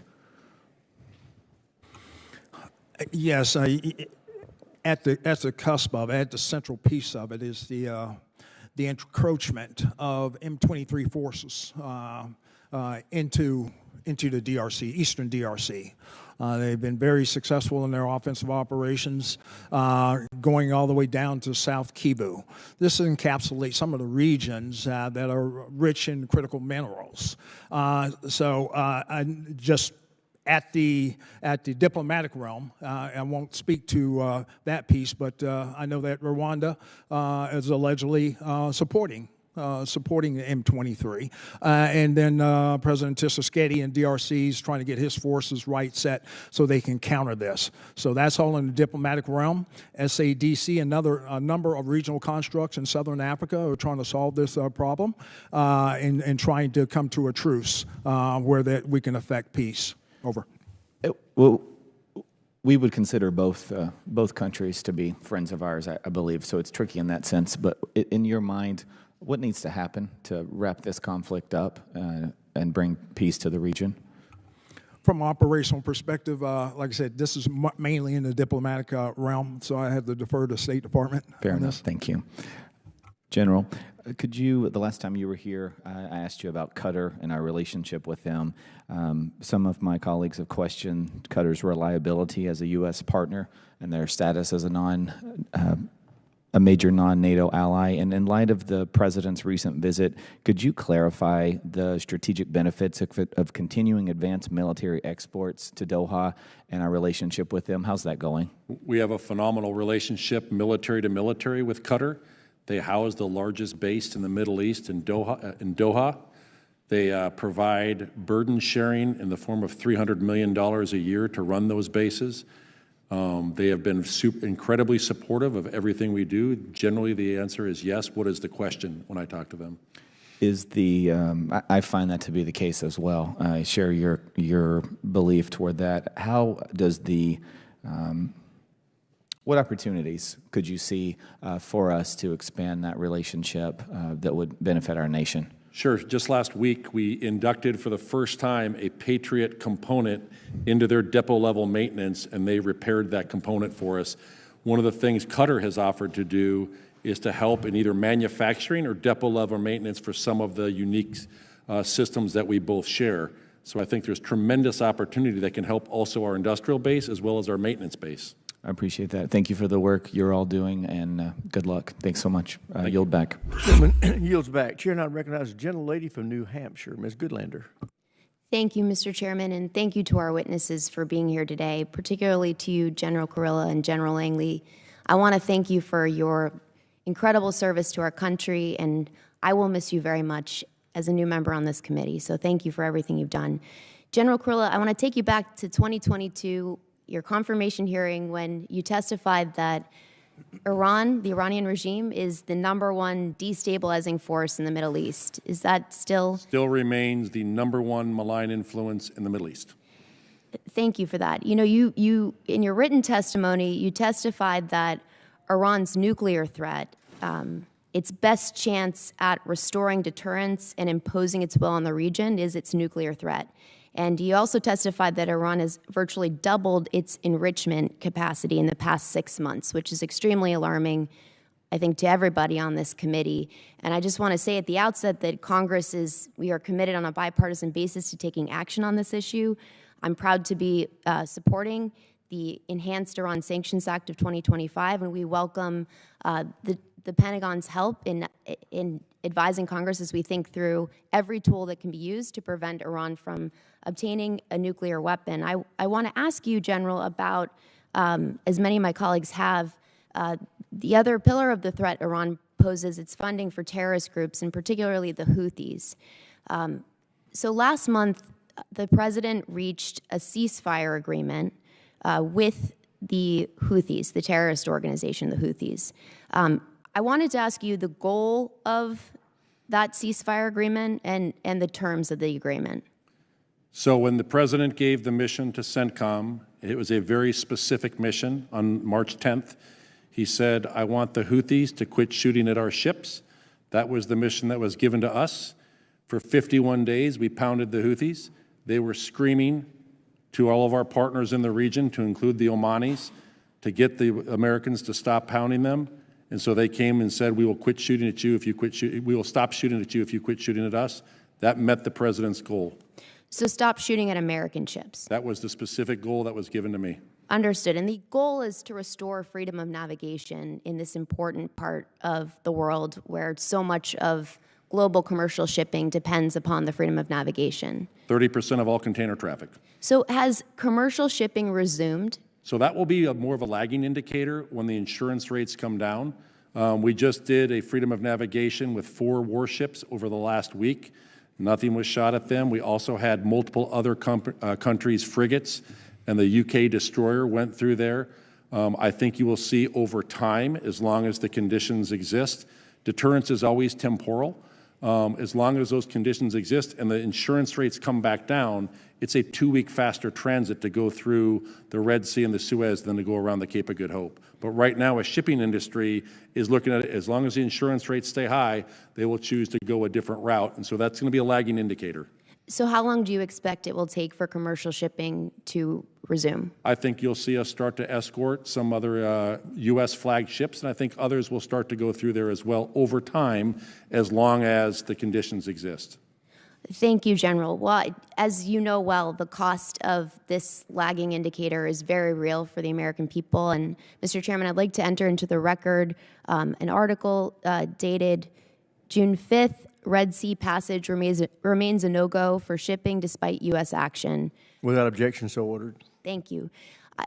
General, I want to ask you about, well, first of all, so our goal was to protect American ships. Our goal was not to protect our ally Israel, and we are seeing an escalation in the conflict between the Houthis and our ally Israel. You've testified to some of the things we can do to help mitigate that threat to our ally. But I just want to say for the record that this, you have said well that this is a threat that's metastasizing. It's a regional scourge, and the United States cannot give up on this. We are still protecting Israel, though we have THAAD battery there that is shooting down Houthi missiles, and we shoot down Houthi UAVs that are going towards Israel. Thank you. General, I was very interested, and I'll be submitting more questions for the record, in what you said about what Centcom could do to help deliver humanitarian assistance to Gaza. Can you tell us what resources Centcom has to bear towards what I think we can all agree is a really important mission? So I think that the biggest resources that Centcom can assist with is the ground lock is how you move large quantities of that.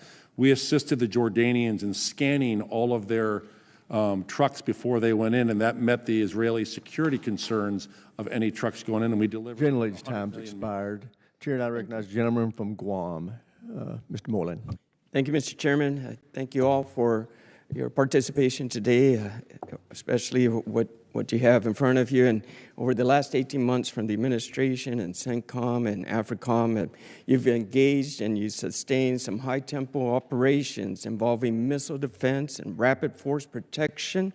You contested logistics and you counter-proxy engagement, so many of which reflect the type of challenges we're anticipating in the potential Indo-Pacific conflict. So lessons learned, I'd like to hear from each of you from this kinetic operations that you've been doing, whether it be from Centcom's counter Houthi maritime strikes or Africom's experience in the dispersed operations in low-access environments. What lessons are being actively incorporated into strategic planning for high-end fight in the Indo-Pacific? Ms. Thompson, if we can start first with you, please. Thank you, Congressman. I think it's an incredibly important question. I'll leave the operational details to General Langley and General Kurilla, but I would say one of the most important things that we're watching is certainly strategic waterways and the ability to flow forces into the Indo-Pacific. Obviously, freedom of navigation for U.S. military vessels through the BAM and the Red Sea is critical to that effort. So I would just highlight that as one of the big takeaways and one of the strategic choke points that's very important to make sure we have control over. General, please. Yeah, so I think between both the Iranian attacks on Israel as well as our the Houthi attacks on our naval forces, we have learned a lot that are applicable, and we pass these back to big Navy, big Air Force, the Army as well. Software is a weapon. Our ability to do combined, joint, all-domain command and control. The things that we are doing with software is amazing. We have advanced that. We have engineers every day making improvements on our ability to do that. It's a warfighting headquarters. The things that we are doing with ballistic missile defense, the software is changing based on what we are seeing on the battlefield. The same thing I would tell you as it comes to counter-UAS as well.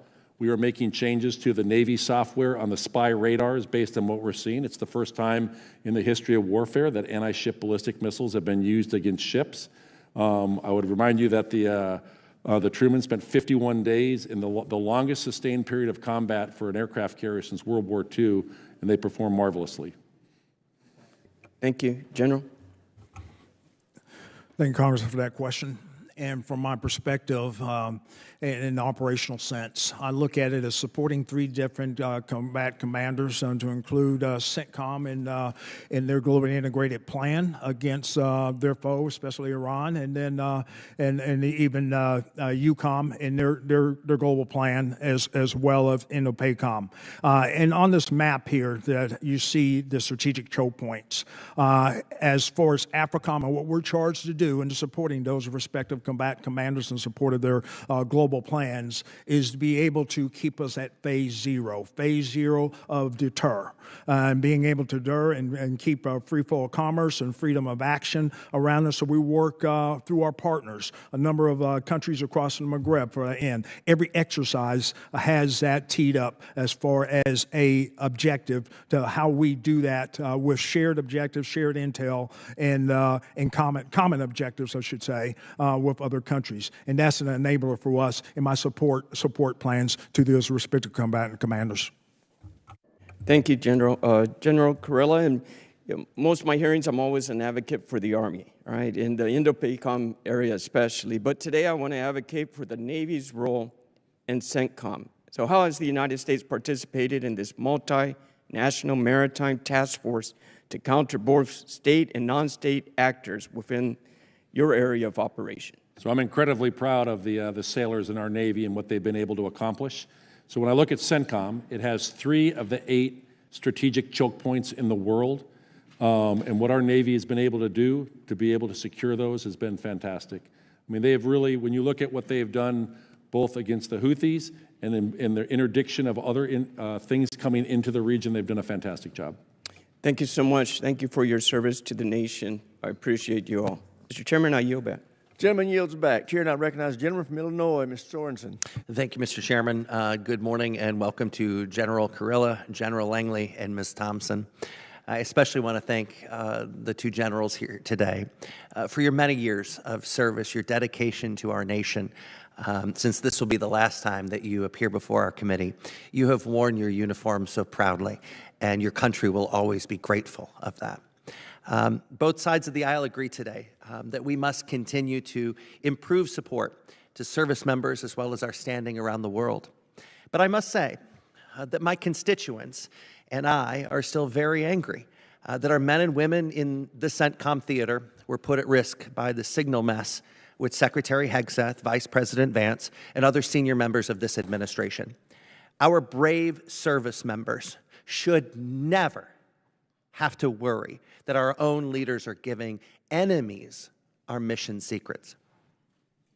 As we've seen with the Houthis, we need to be able to properly protect ourselves from drones, and we should be outfitting our own warfighter with drones. The Rock Island Arsenal's Joint Manufacturing and Technology Center 3D prints drones that then get outfitted with the sensors and the systems needed for our important missions. And I think this is crucially needed, but to both generals today, can you talk about where we need to be going in terms of both our unmanned air systems and counter-UAS capabilities in our regions? If I could just jump on the additive manufacturing, 3D printing. So we have an innovation task force out there. One of them is Task Force 39, which has an additive manufacturing in Kuwait. We use that for both polymers and metallic additive manufacturing. We'll print parts, get that back to get a system back up until that OEM part can come in. We do that on a routine basis. We are 3D printing drones down in Task Force 99, down in Qatar.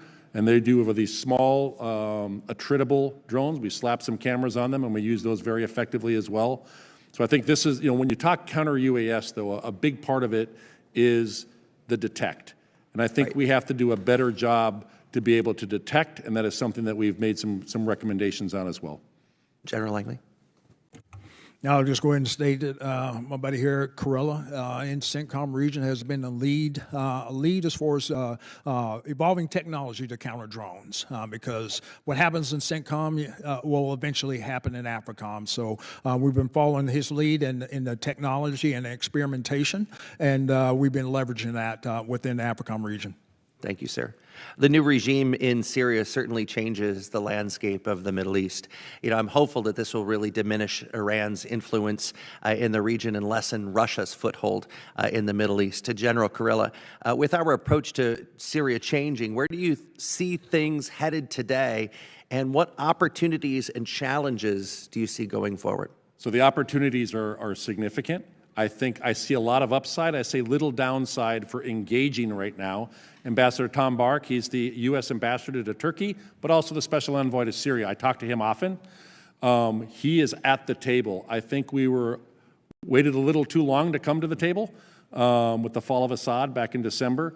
We're now there, and we're able to engage and be able to shape the way forward. I think that's a very, very positive thing. One of the things that I worry about with the current administration is how we're handling the relationships that we have with our allies around the world, our ability to forge new partnerships and friendships.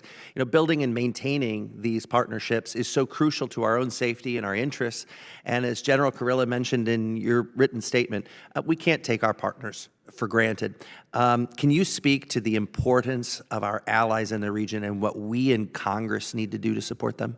Well, I think a big part of it is being there for them. I've been to the region 45 times. You have to be there. You have to sit down. You have a meal together, and that's how you build a friendship and a relationship. I talk to the Chads almost every single day. I'm talking to a different Chad, multiple chiefs of defense. I'm sorry. Yeah. Every single day, I'm talking to several of them. When they're sending you pictures of their grandkids, you're part of the family. And to be able to do that, though, what they're asking of us is, hey, one, are you going to be there for us? And the answer is yes.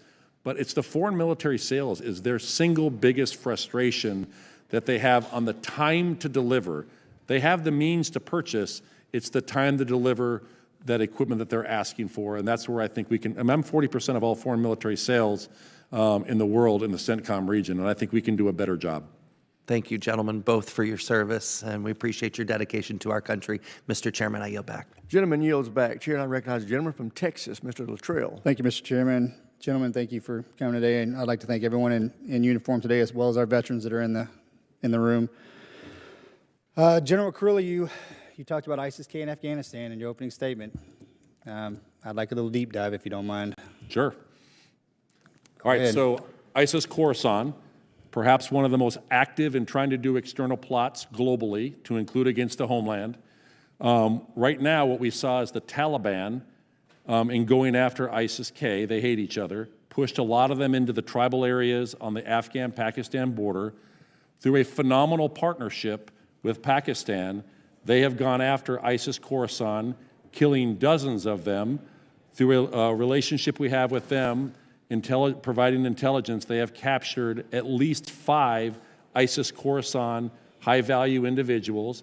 They extradited back Jafar, who was one of the key individuals behind the Abbey Gate bombing. And the first person he called, Chief of the Army Staff Munir, was me, and said, I've caught him, I'm willing to extradite him back to the United States. Please tell the Secretary of Defense and the President. So we are seeing Pakistan, with limited intelligence that we're providing them, go after them using their means to do that. And we're seeing an effect on ISIS-Khorasan. At the same point, they are continuing to move around. Sometimes they'll try and go back into Afghanistan. We have the means to be able to collect, but for the most part right now, they're hanging out right in that border area of Pakistan. And I would also tell you that, since 2024, the beginning, Pakistan had over 1,000 terrorist attacks in the western area, killing about 700 security and civilians and 2,500 wounded. They're in an active counterterrorism fight right now, and they have been a phenomenal partner in the counterterrorism world. Does it seem like they're scaling down or scaling up? So I think from ISIS-Khorasan, they got hit very, very hard over the last several months. And so I would tell you right now, they're at a low point right now. What we're getting out of interrogation and exploitation has been significant. But remember, these are the same individuals that did the Crocus Music City Hall attack in Moscow. They did the attack in Kerman, Iran, and they've attempted other attacks. And there is actually ties in a classified setting that I can talk in terms of the homeland. China, whatever we have to do not to go back to that place would be amazing. That's why we need to, if I could. Yes, Congress, please. We have to have a relationship with Pakistan and with India. I do not believe it is a binary switch that we can't have one with Pakistan if we have a relationship with India. We should look at the merits of the relationship for the positives that it has. General Langley, in regards to Africom, it seems as if Russia more or less has Africa landlocked. Well, I'm looking at the map here. Can you give me a kind of a high-level briefing when it comes to Tunisia, Algeria, and Libya, the northern part of Africa? If you roll the clock back maybe a decade, that seems to be the best place you could hide in plain sight, especially in the northern point of Tunisia, with the vastness of the desert. Are we seeing anything happening, developing in the northern part of Africa? Because it seems as if we are centrally kind of focused on where all the rare earth minerals are being mined. Congressman, that's a great question. And I've always been, through my tenure of command, the last 3 years, engaging with all these countries to the degree as we look at this is NATO's southern flank. And I see those strategic choke points on there. We need freedom of navigation or freedom of action for our ships in support of those war plans for NATO and for EUCOM. So I've been working overtime and engaging with these countries. Morocco's doing their part, and even Algeria, which in some realms that we disagree on some things, but Algeria, we were able to sign a non-binding agreement in cooperation. But I will tell you that Russia is still there. They're still trying to effect an agreement on their own so they can get basing access or port access. And as you even go down into Libya, I met with Field Marshal Haftar almost two times, engaging them to ensure that we can work with them because we have shared threats, especially along their southern borders of terrorism. Just engaging with both sides, trying to get collective agreement in Libya between the GNU and the LNA. That is essential that we keep U.S.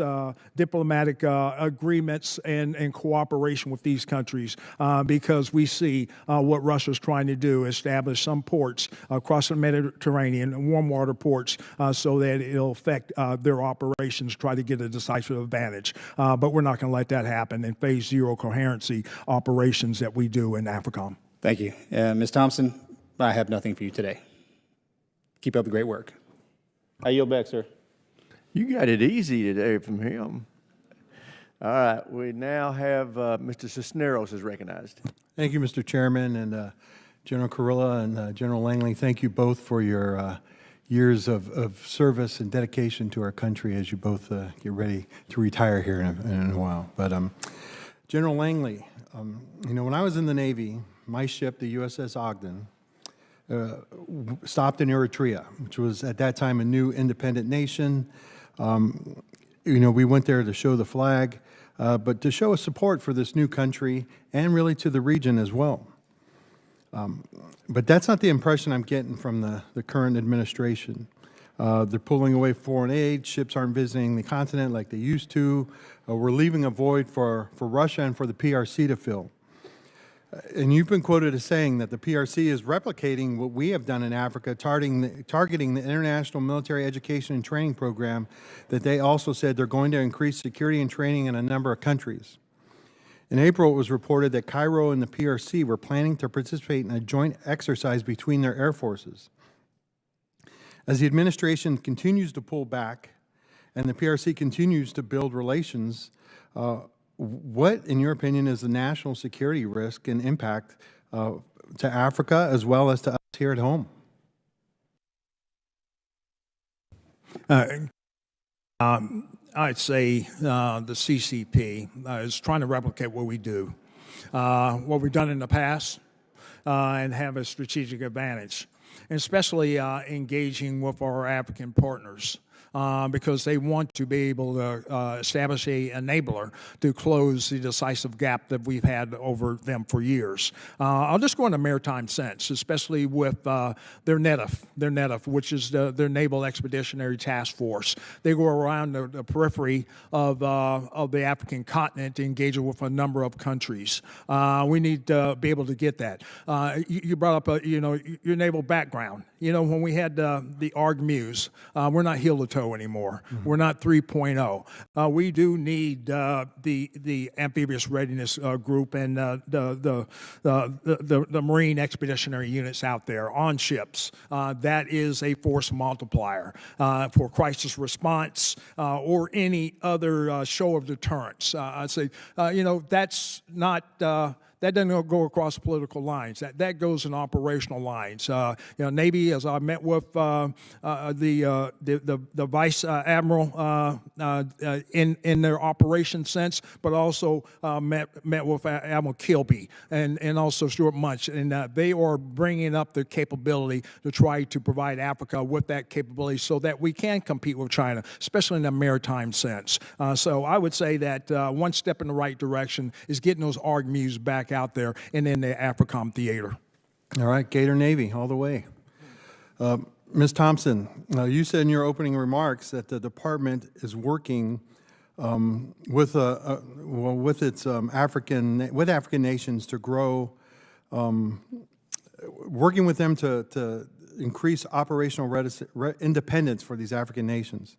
But I think really what we're seeing, right, is they're not doing that. They're moving towards the PRC. As you know, as I referenced here, Egypt and the PRC kind of talking about doing joint operations. How does the department not see this as a red flag? Why aren't we doing something about this? Why are we pulling away, and we're just pushing them in the direction of our, you know, of our pacing threat here? Sir, thank you for the question. I really appreciate it. And I would point you first to our interim national defense strategic guidance. Our top two priorities are defense of the homeland, countering terrorist threats that have the capability and intent to strike the homeland, and then deterrence of the PRC, particularly in the Western Pacific, but obviously, as you outlined absolutely correctly, that bleeds over to the African continent as well. And so I would say from our Title X security assistance approach to the continent, but then also as we're in the development process for our national defense strategy, this is something that is top of mind, and this is certainly not an area where we're pulling back. We want to be very targeted and strategic in our approach to make sure that we are deterring the PRC's, particularly their ability to have a military advantage on the continent. So I would share your assessment on that front. Well, please take that back to the heads over there, right? As we continue to pull away, they are continuing to build relationships with China and the PRC. And, you know, PRC is more than happy to fill that void as we pull away. And this should be a red flag that they are working with these things, and that is something that needs to be brought up and considered. And with that, I yield back my time. Gentleman yields back, Chair, and I recognize the gentleman from Georgia, Dr. McCormick. Thank you, Mr. Chair. General Kurilla, General Langley, it's been a pleasure working with you. I wish you fair winds and following seas in your next endeavors. I'm sure you'll be highly successful. We'll miss you. I consider you friends, and if any time you ever want to share a beverage or a box of crayons, just let me know. We'll always be available. General Langley, I'll start with you. The Djibouti air base cluster is within striking distance of some of the Houthi weapons, and I was wondering, especially with the development of drones that have been developed in Iran and put together in Yemen, what are we doing for countermeasures, and do you think we could do better? How can we assist you in equipping our bases with countermeasures for those advanced drones and what they're trying to develop? Congressman, it's an evolving threat, especially with the Houthis on the other side of the Red Sea. And I will get into the specifics of what we actually need to improve upon, enhance upon. We're protected now, but I will get into specifics in closed session of things that I think that we can continue to enhance and evolve in that, because it's not just Djibouti; it's all the way down to Manda Bay in Kenya. So I will say that it is evolving. The Houthis are gaining in capability. And then there's other illicit actors in the region that can be a threat within East Africa writ large. Would you say that it's safe to assume that we have a ways to go to be secure in our endeavors?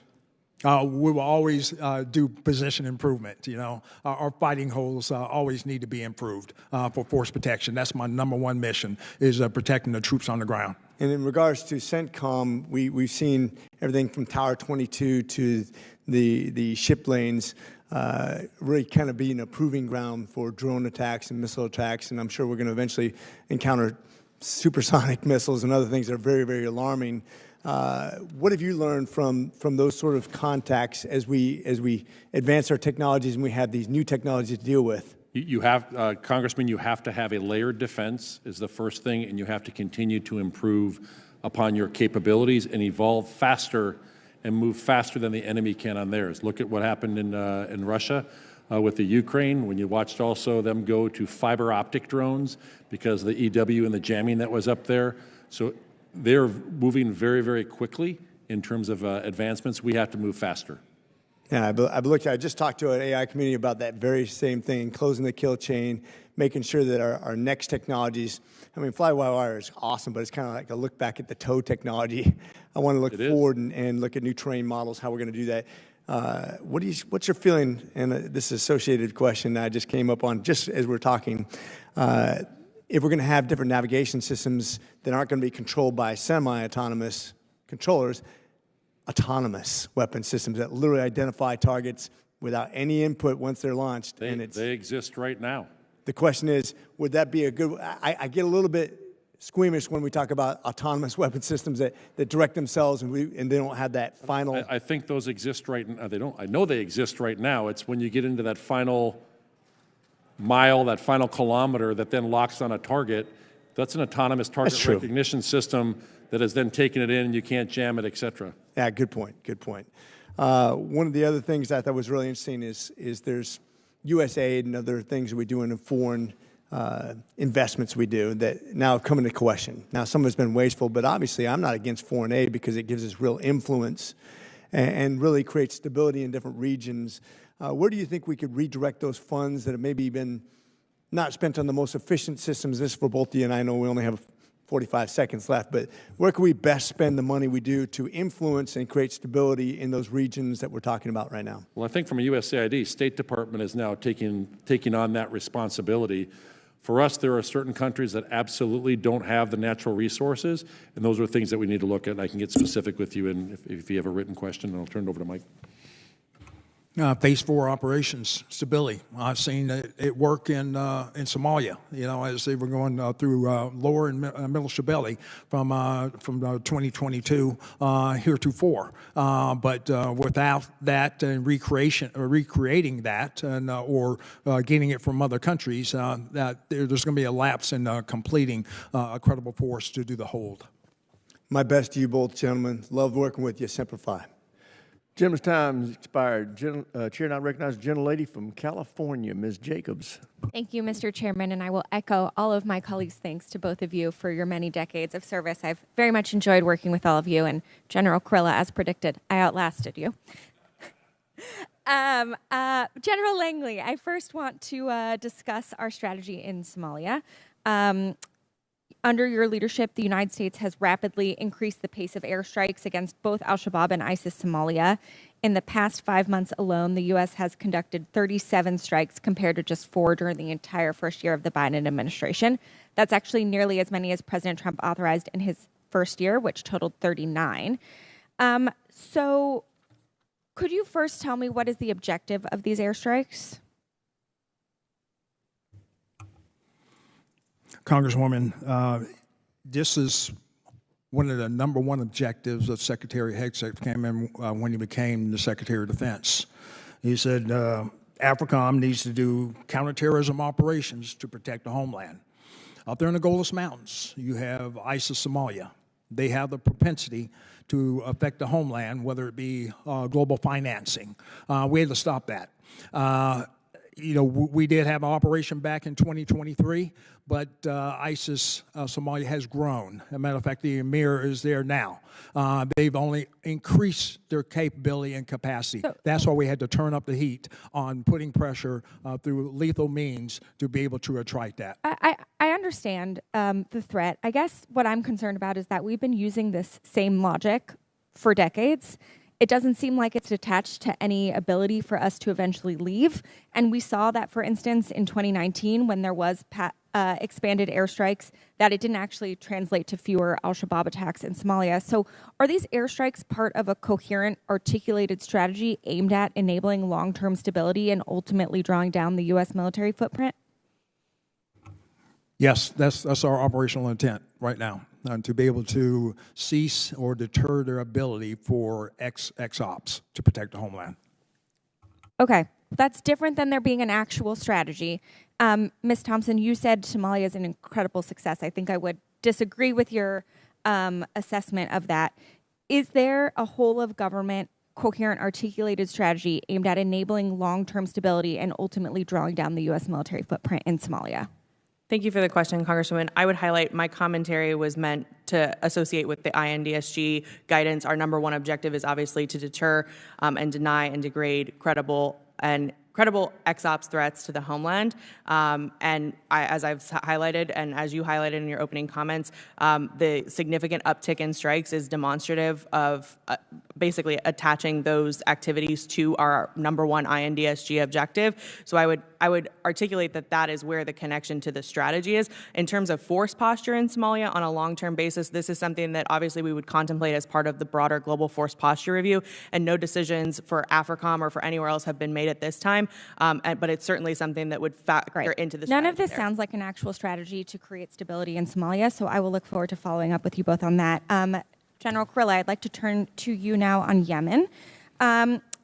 Civil society and media organizations have reported numerous civilian casualties caused by recent U.S. operations in Yemen, many as a result of the use of heavy explosive weapons in populated areas. For example, the U.S. strikes on Ras Isa port in Hodeidah on April 17th reportedly killed at least 84 civilians. So one, did Centcom foresee the level of civilian harm reported, and what steps did Centcom take to mitigate the risks of civilian harm during the conduct of recent strikes in Yemen? So any civilian death is a tragedy.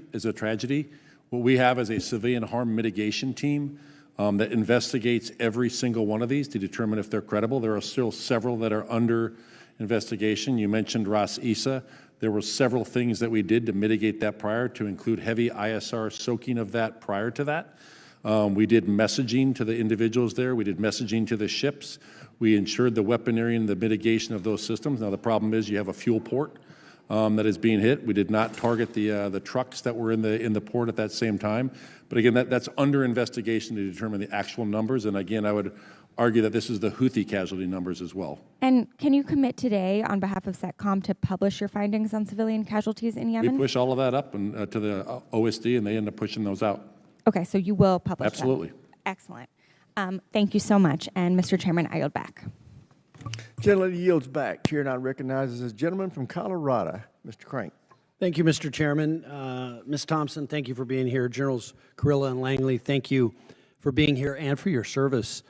I want to start by asking you the same question I've asked every combatant commander that has come before HASS this year. In your opinion, has the space-based threat from China and Russia in your theater improved or worsened in the last 5 years? From a Centcom perspective, Russia has actually gone down because they're no longer really in the region where they were basing some of their space-based threats.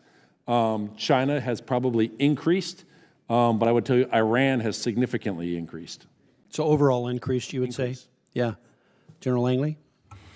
On the continent, Africa has increased, especially down in Namibia, dual use, state-sponsored type space-enabling capabilities by the CCP. Yeah, and obviously we're in an open setting here, but can you provide maybe a brief description of how this threat affects your operations, General Kurilla? I would be happy to do that in a closed session. Okay, sounds good. General, same? Okay. Yes, in a closed session. Okay, thank you. On another topic, I'm concerned about the nuclear threat from Iran and reports that they rejected the latest proposal for a new nuclear deal from the U.S. And it seems like Iran is hell-bent on having nuclear weapons, which would be a direct threat to the existence of Israel. General Kurilla, in your written testimony, you say, quote, a nuclear-armed Iran would change the Middle East overnight and forever, potentially setting off a regional arms race with catastrophic consequences, unquote. Can you expand on this? What would a Middle East with a nuclear Iran look like? I think you would see other countries in the region doing everything they could to obtain a nuclear weapon, either development or through purchase, to be able to gain one, to be able to retain deterrence back with Iran. And how can Centcom deter Iran from proceeding with their nuclear development program? How can they strengthen the president's hand at the negotiating table? I provide a range of options to the president, but I am in all favor of having a negotiated settlement that prevents Iran from getting a nuclear weapon because of the consequences of conflict. Okay. And then, General Kurilla, what lessons can the U.S. learn from Iron Dome that could be applied to the development of Golden Dome? Do you believe deterrence by denial to be an effective strategy? It can be. But I would tell you some of the biggest lessons learned is how Israel's defense industrial base works. You cannot even sell a system to the Israeli military, the IDF, that is not open architecture, that will not work with the rest of their systems, so you don't end up with a proprietary system that's standalone. We need systems that can integrate and all talk to each other. And so Golden Dome should take note of that. That would be my recommendation. Okay, thank you, General. Ms. Thompson, how does our partnership with Jordan advance peace and stability in the Middle East? Thank you for the question, sir. I think Jordan, in particular, and our partnership with the Jordanian Armed Forces, not only goes to promote greater burden sharing throughout the region, to include countering shared threats that we have, particularly on the terrorism front, but then also weapons and narcotics smuggling and interdiction. They're a really great partner on that. And then UAS and ballistic missile interdiction as well. And I'm sure General Kurilla can provide some more operational specifics, but those are the main pillars of the security relationship that we have with the Jordanians. General? They're one of our strongest partners. They're the country I have visited the most when I go to the Middle East. Okay. Is there any more that the department could do to support Jordanian armed forces? I think there are things that we can do to strong point Jordan in the counter-UAS. Counter-UAS in Jordan defends both Jordan, U.S. forces, and Israel. Okay. Thank you. Ms. Thompson, after years of neglect by President Biden, President Trump is right to prioritize our Gulf partners. How did his recent visit to the region advance U.S. national security interests? Thank you for the question, sir. And I would just highlight particularly the deepening of defense partnerships that we have. Not only, I mean, as General Kurilla has highlighted, obviously we have a long way to go on working through the kinks in our FMS process and defense industrial base, but deepening those partnerships to enable greater allied burden sharing, but then also interoperability and empowerment of our Gulf partners to take on more of the responsibility in the region, particularly given normalized relations with Israel for a fair few of them, is a massive step in the right direction for the posture we want to have in the region. And then I would also just highlight the commercial success as well. That's coupled with the defense success, and I think both per President Trump's comments and Riyadh really echo that sentiment. Thank you, Mr. Chairman. Thank you. Gentleman's time's expired. I do want to make the announcement that we will be concluding the open session at 12:30 and going into classified session a few minutes thereafter, because votes are going to be called on the House floor at 1:30. So with that, the chair and I recognize the gentleman from New York, Mr. Ryan, for 5 minutes. Thank you, Mr. Chairman. I'm sorry to my colleague from Pennsylvania. I think I got here after you. Thank you all for being here. Especially given that it's both of your last hearings, Generals Kurilla and Langley. Just want to, that's an appropriate fist bump. Just want to commend and thank you both, as I know many of my colleagues have, but cannot be said enough. Appreciate it. And General Kurilla, in particular, I want to commend you. I don't think I know you're a humble, quiet professional, but I think in particular, what you did in defense of Israel, in defense of the region, in defense of the U.S., most importantly, in your leadership on two unprecedented direct attacks, as you said in your opening testimony, that have never occurred in the history of either Iran or Israel. Your leadership in preparing and executing that defense was exceptional, and I think we all have a lot to learn on a bunch of levels from that, but I just wanted to say that publicly here today. Ms. Thompson, appreciate you being here again. I know the last time you were here, I was a little frustrated that we weren't getting really many answers from you. Hopefully we can get some more answers. My line of questioning is similar to what I asked you last time. I know it's been hit on by colleagues, but I want to come back on it again. I want to bring in what General Kurilla said in his opening very powerfully in speaking about both the risks and the tectonic shift, but also the opportunity vis-a-vis Iran on its heels or arguably knees, and our ability and opportunity to press in that moment. And I'm trying to just wrestle with the dissonance between that and some of the both appointees of this administration and some of the rhetoric of this administration, not so much you today in your testimony specifically, but I've pointed this out before.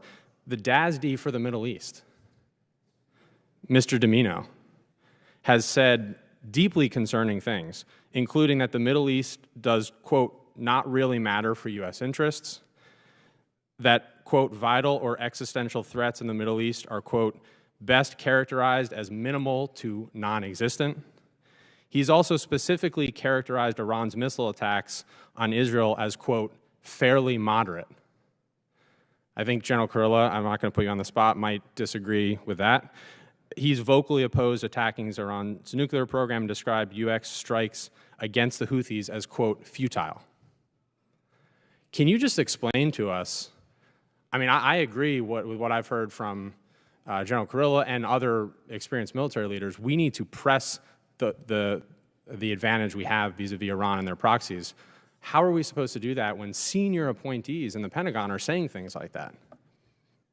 Thank you for the question, Congressman. First and foremost, I will just note that I was not involved in the hiring of any officials in the administration or the political. But you are here to speak on its behalf.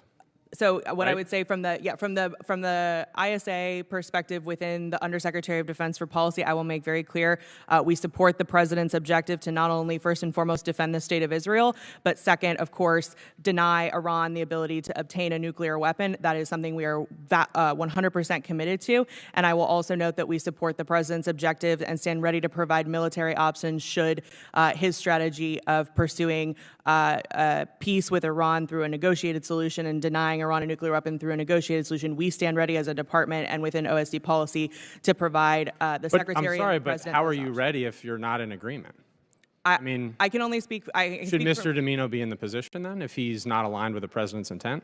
That's not something that I can specifically speak to, but I can speak to for the international security, role that I play in the Department of Defense. This is what we are committed to, working under Undersecretary Colby. We are very much in line with Secretary Hegseth and President Trump's guidance on this, and none of that has changed. Might this dissonance explain, for example, why in the recent back and forth about the negotiations, which we all agree we want to happen, there's lack of clarity on level of enrichment that might be allowed within the administration, signaling division and weakness to our adversaries? So that's not something I can speak to. That's something that would be a question for Ambassador Witkoff's team at the State Department, because they are the lead for negotiations. And Ms. Thompson, I'll interrupt you again. I respect you. I know you have a hard job, and I know you're performing the duties of, if I'm saying that right, yes, performing the duties of. Correct. But can the administration send us someone that can speak to these? These are pretty important questions. Can we get somebody that can speak to these? I would very much like to come and do a broad Iran briefing for you all, if that would be something that's helpful. But I would respectfully ask that the State Department be present for that as well, because Ambassador Witkoff's team, as the lead for negotiations, really would have the most color. Gentleman's to add time's to that, expired. Chair now recognizes the gentlelady from South Carolina, Ms. Mace. Thank you, Mr. Chairman. Iran's reckless behavior continues to threaten U.S. forces, our allies, and regional stability. Its support for Hamas, Hezbollah, and the Houthis and other dangerous proxy groups continue to sow chaos throughout the Middle East, as I know you all are very familiar. Its support for proxy militias and terrorists threatens our interests and those of our allies, while it advances in ballistic missile technology and pursuit of nuclear weapons threaten to plunge the region into greater turmoil. Centcom's presence in the region deters aggression against our personnel and Middle Eastern allies. We must impose real costs on the Ayatollahs and the Iranian Revolutionary Guard to ensure that deterrence is fully restored and Iran ceases its destructive activities. We must also send a clear message.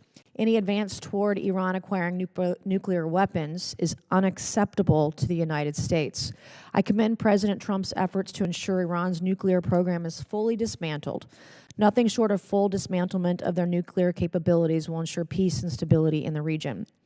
So the Iranian regime has mastered the art of wielding proxy groups against its adversaries in the region repeatedly. From Hamas barbarism to Hezbollah's arsenals in Lebanon and the Houthi strikes in the Red Sea, Iran leverages its surrogates to strike our allies and harm our interests. So my first question today for General Kurilla, can you briefly discuss the threat landscape you see from Iran, including the use of proxies? So Iran basically has three pillars that they use. The first one is long-range weapons and anti-access aerial denial. So think long-range missiles, UAVs. The second is their proxy networks. The number one proxy they had was Lebanese Hezbollah, which acted as a bit of a sword of Damocles over the top of Israel. Israel's, the doctrinal term, disintegration of Lebanese Hezbollah should be studied by every military. I was recently there and saw that destruction, and they did a very successful work. It was brilliant. What they have done to Hamas. The Houthis were one that not a lot of people thought about before, because at one point it was the lowest priority for intelligence. I think it is something that we have to pay a lot of attention to. I think what you're seeing with the Iranian-aligned militia groups inside of Iraq, they used to be inside of Syria. With the fall of Assad, that basically severed the Shia crescent. Qasem Soleimani, who we killed back in 2020, he wanted to have this Shia crescent that ran from Iran to Iraq, Syria to Lebanon. The fall of Assad severed that. That is probably the single biggest event that has happened in the Middle East. And what's changed since October 7th? I think what's changed since October 7th is Israel feels they're an existential threat for their very existence with a lot of these Iranian proxies that are attacking them. And we had the first state-on-state attacks, blows between the two countries. Iran is a weaker strategic position. They've lost a lot of their proxies. Their air defense network is not what it used to be. However, they still have a lot of operational capability in terms of their long-range weapons. At the classified session, I can talk in great detail their capabilities. Do you have any concern about the Houthis and their relationship with Saudi Arabia? The relationship with Saudi Arabia, no, I don't have. I mean, Saudi Arabia has been a strong supporter of what we were doing in Operation. Yes, they have. But my understanding is we designate the Houthis, for example, as not the top-tier terrorist organization. They're on the lower rung of designation. Is that correct? They were, ma'am. They were firstly a specially designated terrorist group, and then we made them a foreign terrorist organization under President Trump. So they are at the top levels. They're at the top level now, which is something I advocated for when Biden was president, and it didn't happen, which means there are consequences to that in the Middle East, which is good for the United States and our allies overseas. Has the degradation of Iran's proxy network affected its ability to destabilize the region? So the one challenge we have with Iran, they get petrodollars. Okay. 90%, 85 to 90% of their oil is purchased by China. So China is effectively supporting and financing Iran's malign behavior. We still see the amount of funds that are going to the IRGC Quds Force, that is who runs the proxy networks outside of Iran. So as we look at the sanctioned oil, I think for the first time, the State Department sanctioned what are called the teapot refineries. These are refineries along the Chinese coast that these ships take this sanctioned oil. Iran, this is 10% of all Chinese oil they get. They import 70%, 50% goes to the Strait of Hormuz, but it's 85 to 90% from Iran. It goes into these teapot refineries, and I think the first time we've ever done is we've sanctioned one of those teapot refineries. Last question, thoughts on Qatar? We have a very strong relationship, military to military. Largest base there, they fund the base, they do burden sharing. When I ask them a question, they say the answer is yes. What is the question? Okay, Mr. Chairman, I yield back. Thank you. Gentlelady yields back. Chair, and I recognize the gentlelady from Pennsylvania, Ms. Hulan. Thank you, Mr. Chair, and that's what you get for being late to the gavel. I really appreciate your service, General. In general, thank you so much for your amazing careers and for the opportunity to speak with you.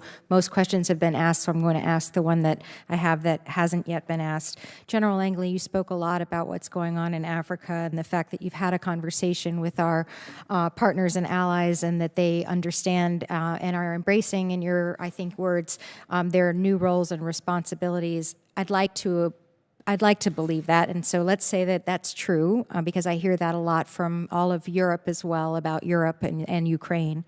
Assuming that is true, can you describe how Africom is operationalizing that process of transitioning the responsibilities and roles over to our allies and to our partners? And can you also explain, and this is for both of you all, how you would measure or what sort of metrics or benchmarks you would have to know whether or not our partners are indeed transitioning and are really truly prepared to be be able to take on this sort of operational responsibility.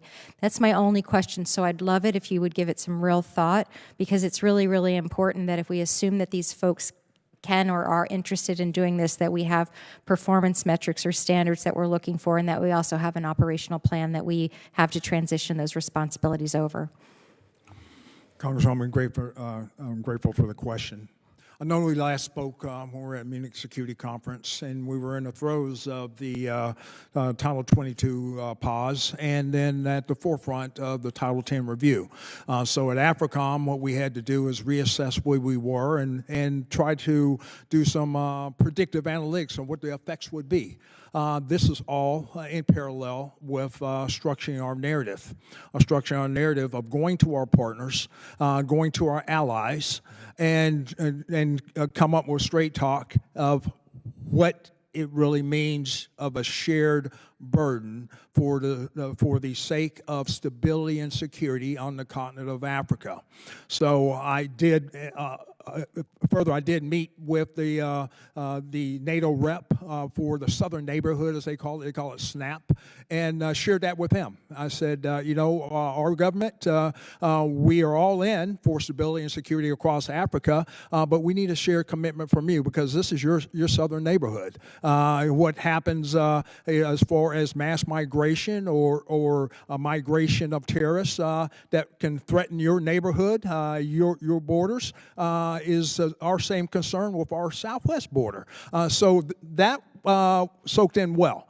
With our African partners, a shared commitment. They said, well, it's going to take a little time, and also we're going to diversify our partner. So we get that, as long as we have those shared objectives, as long as we have those shared values to reach that end state. So in Nairobi last week, I collectively got with the chiefs of defense and said, hey, their biggest message to me, hey, we're not looking to be saved.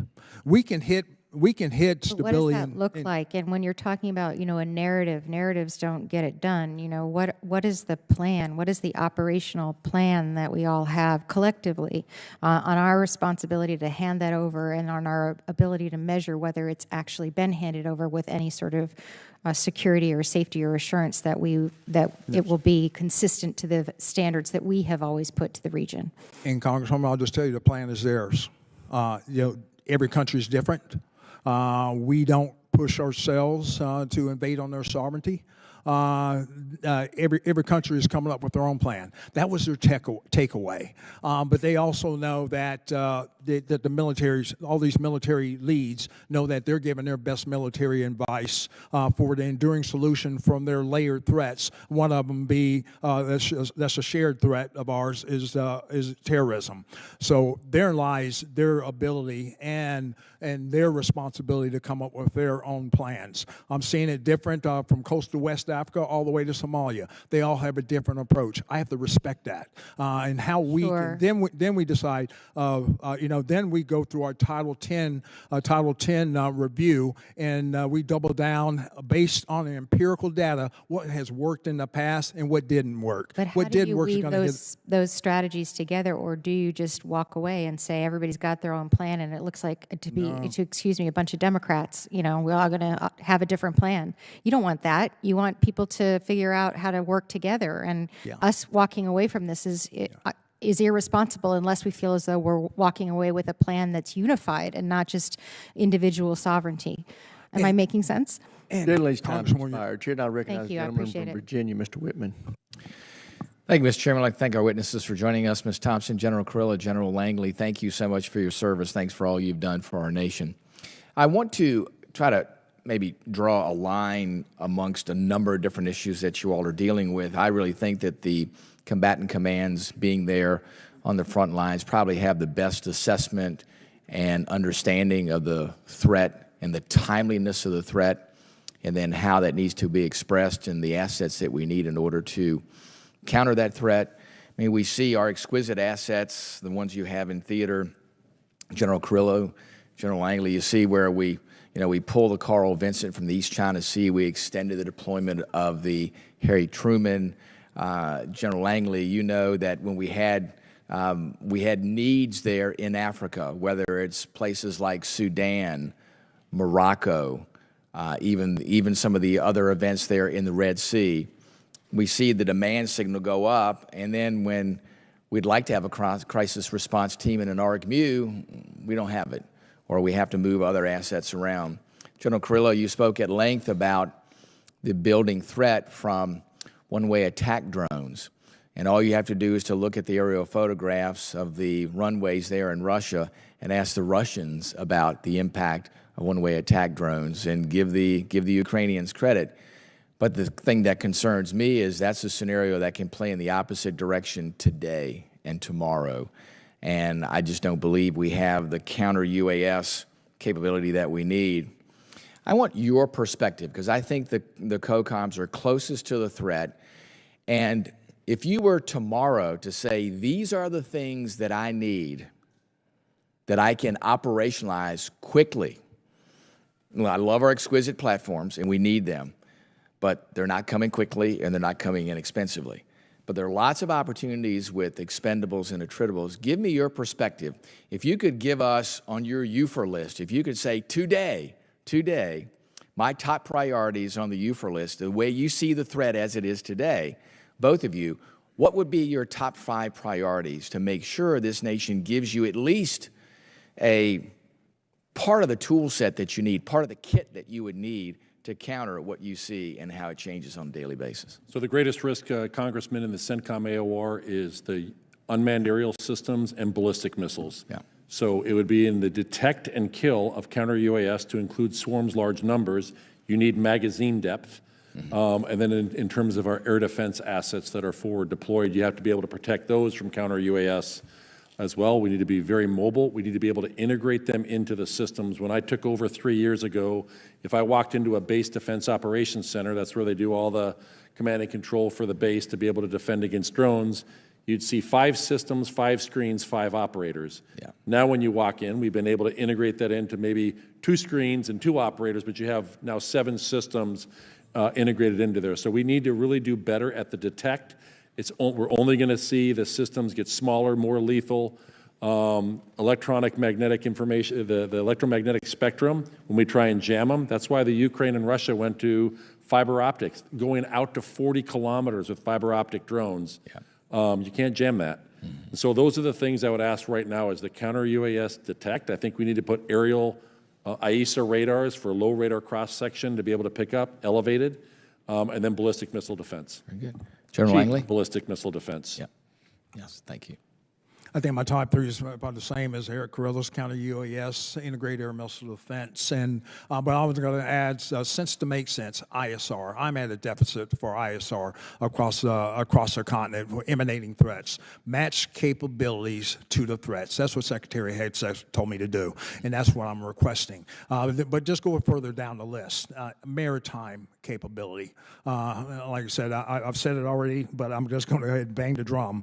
We missed the ARGMU. Yeah. We missed the amphibious readiness group. The Marine expeditionary units, they're ready, but they're sitting on the shore. But we need to fix the ship problem. As far as that 3-ship ARG is what's needed. We can't do heel to toe anymore. Sometimes we're not even 1.0. We need to get back there. I talked to the Vice CNO the other day, and he gets it, as well as I talked to the Commandant of the Marine Corps.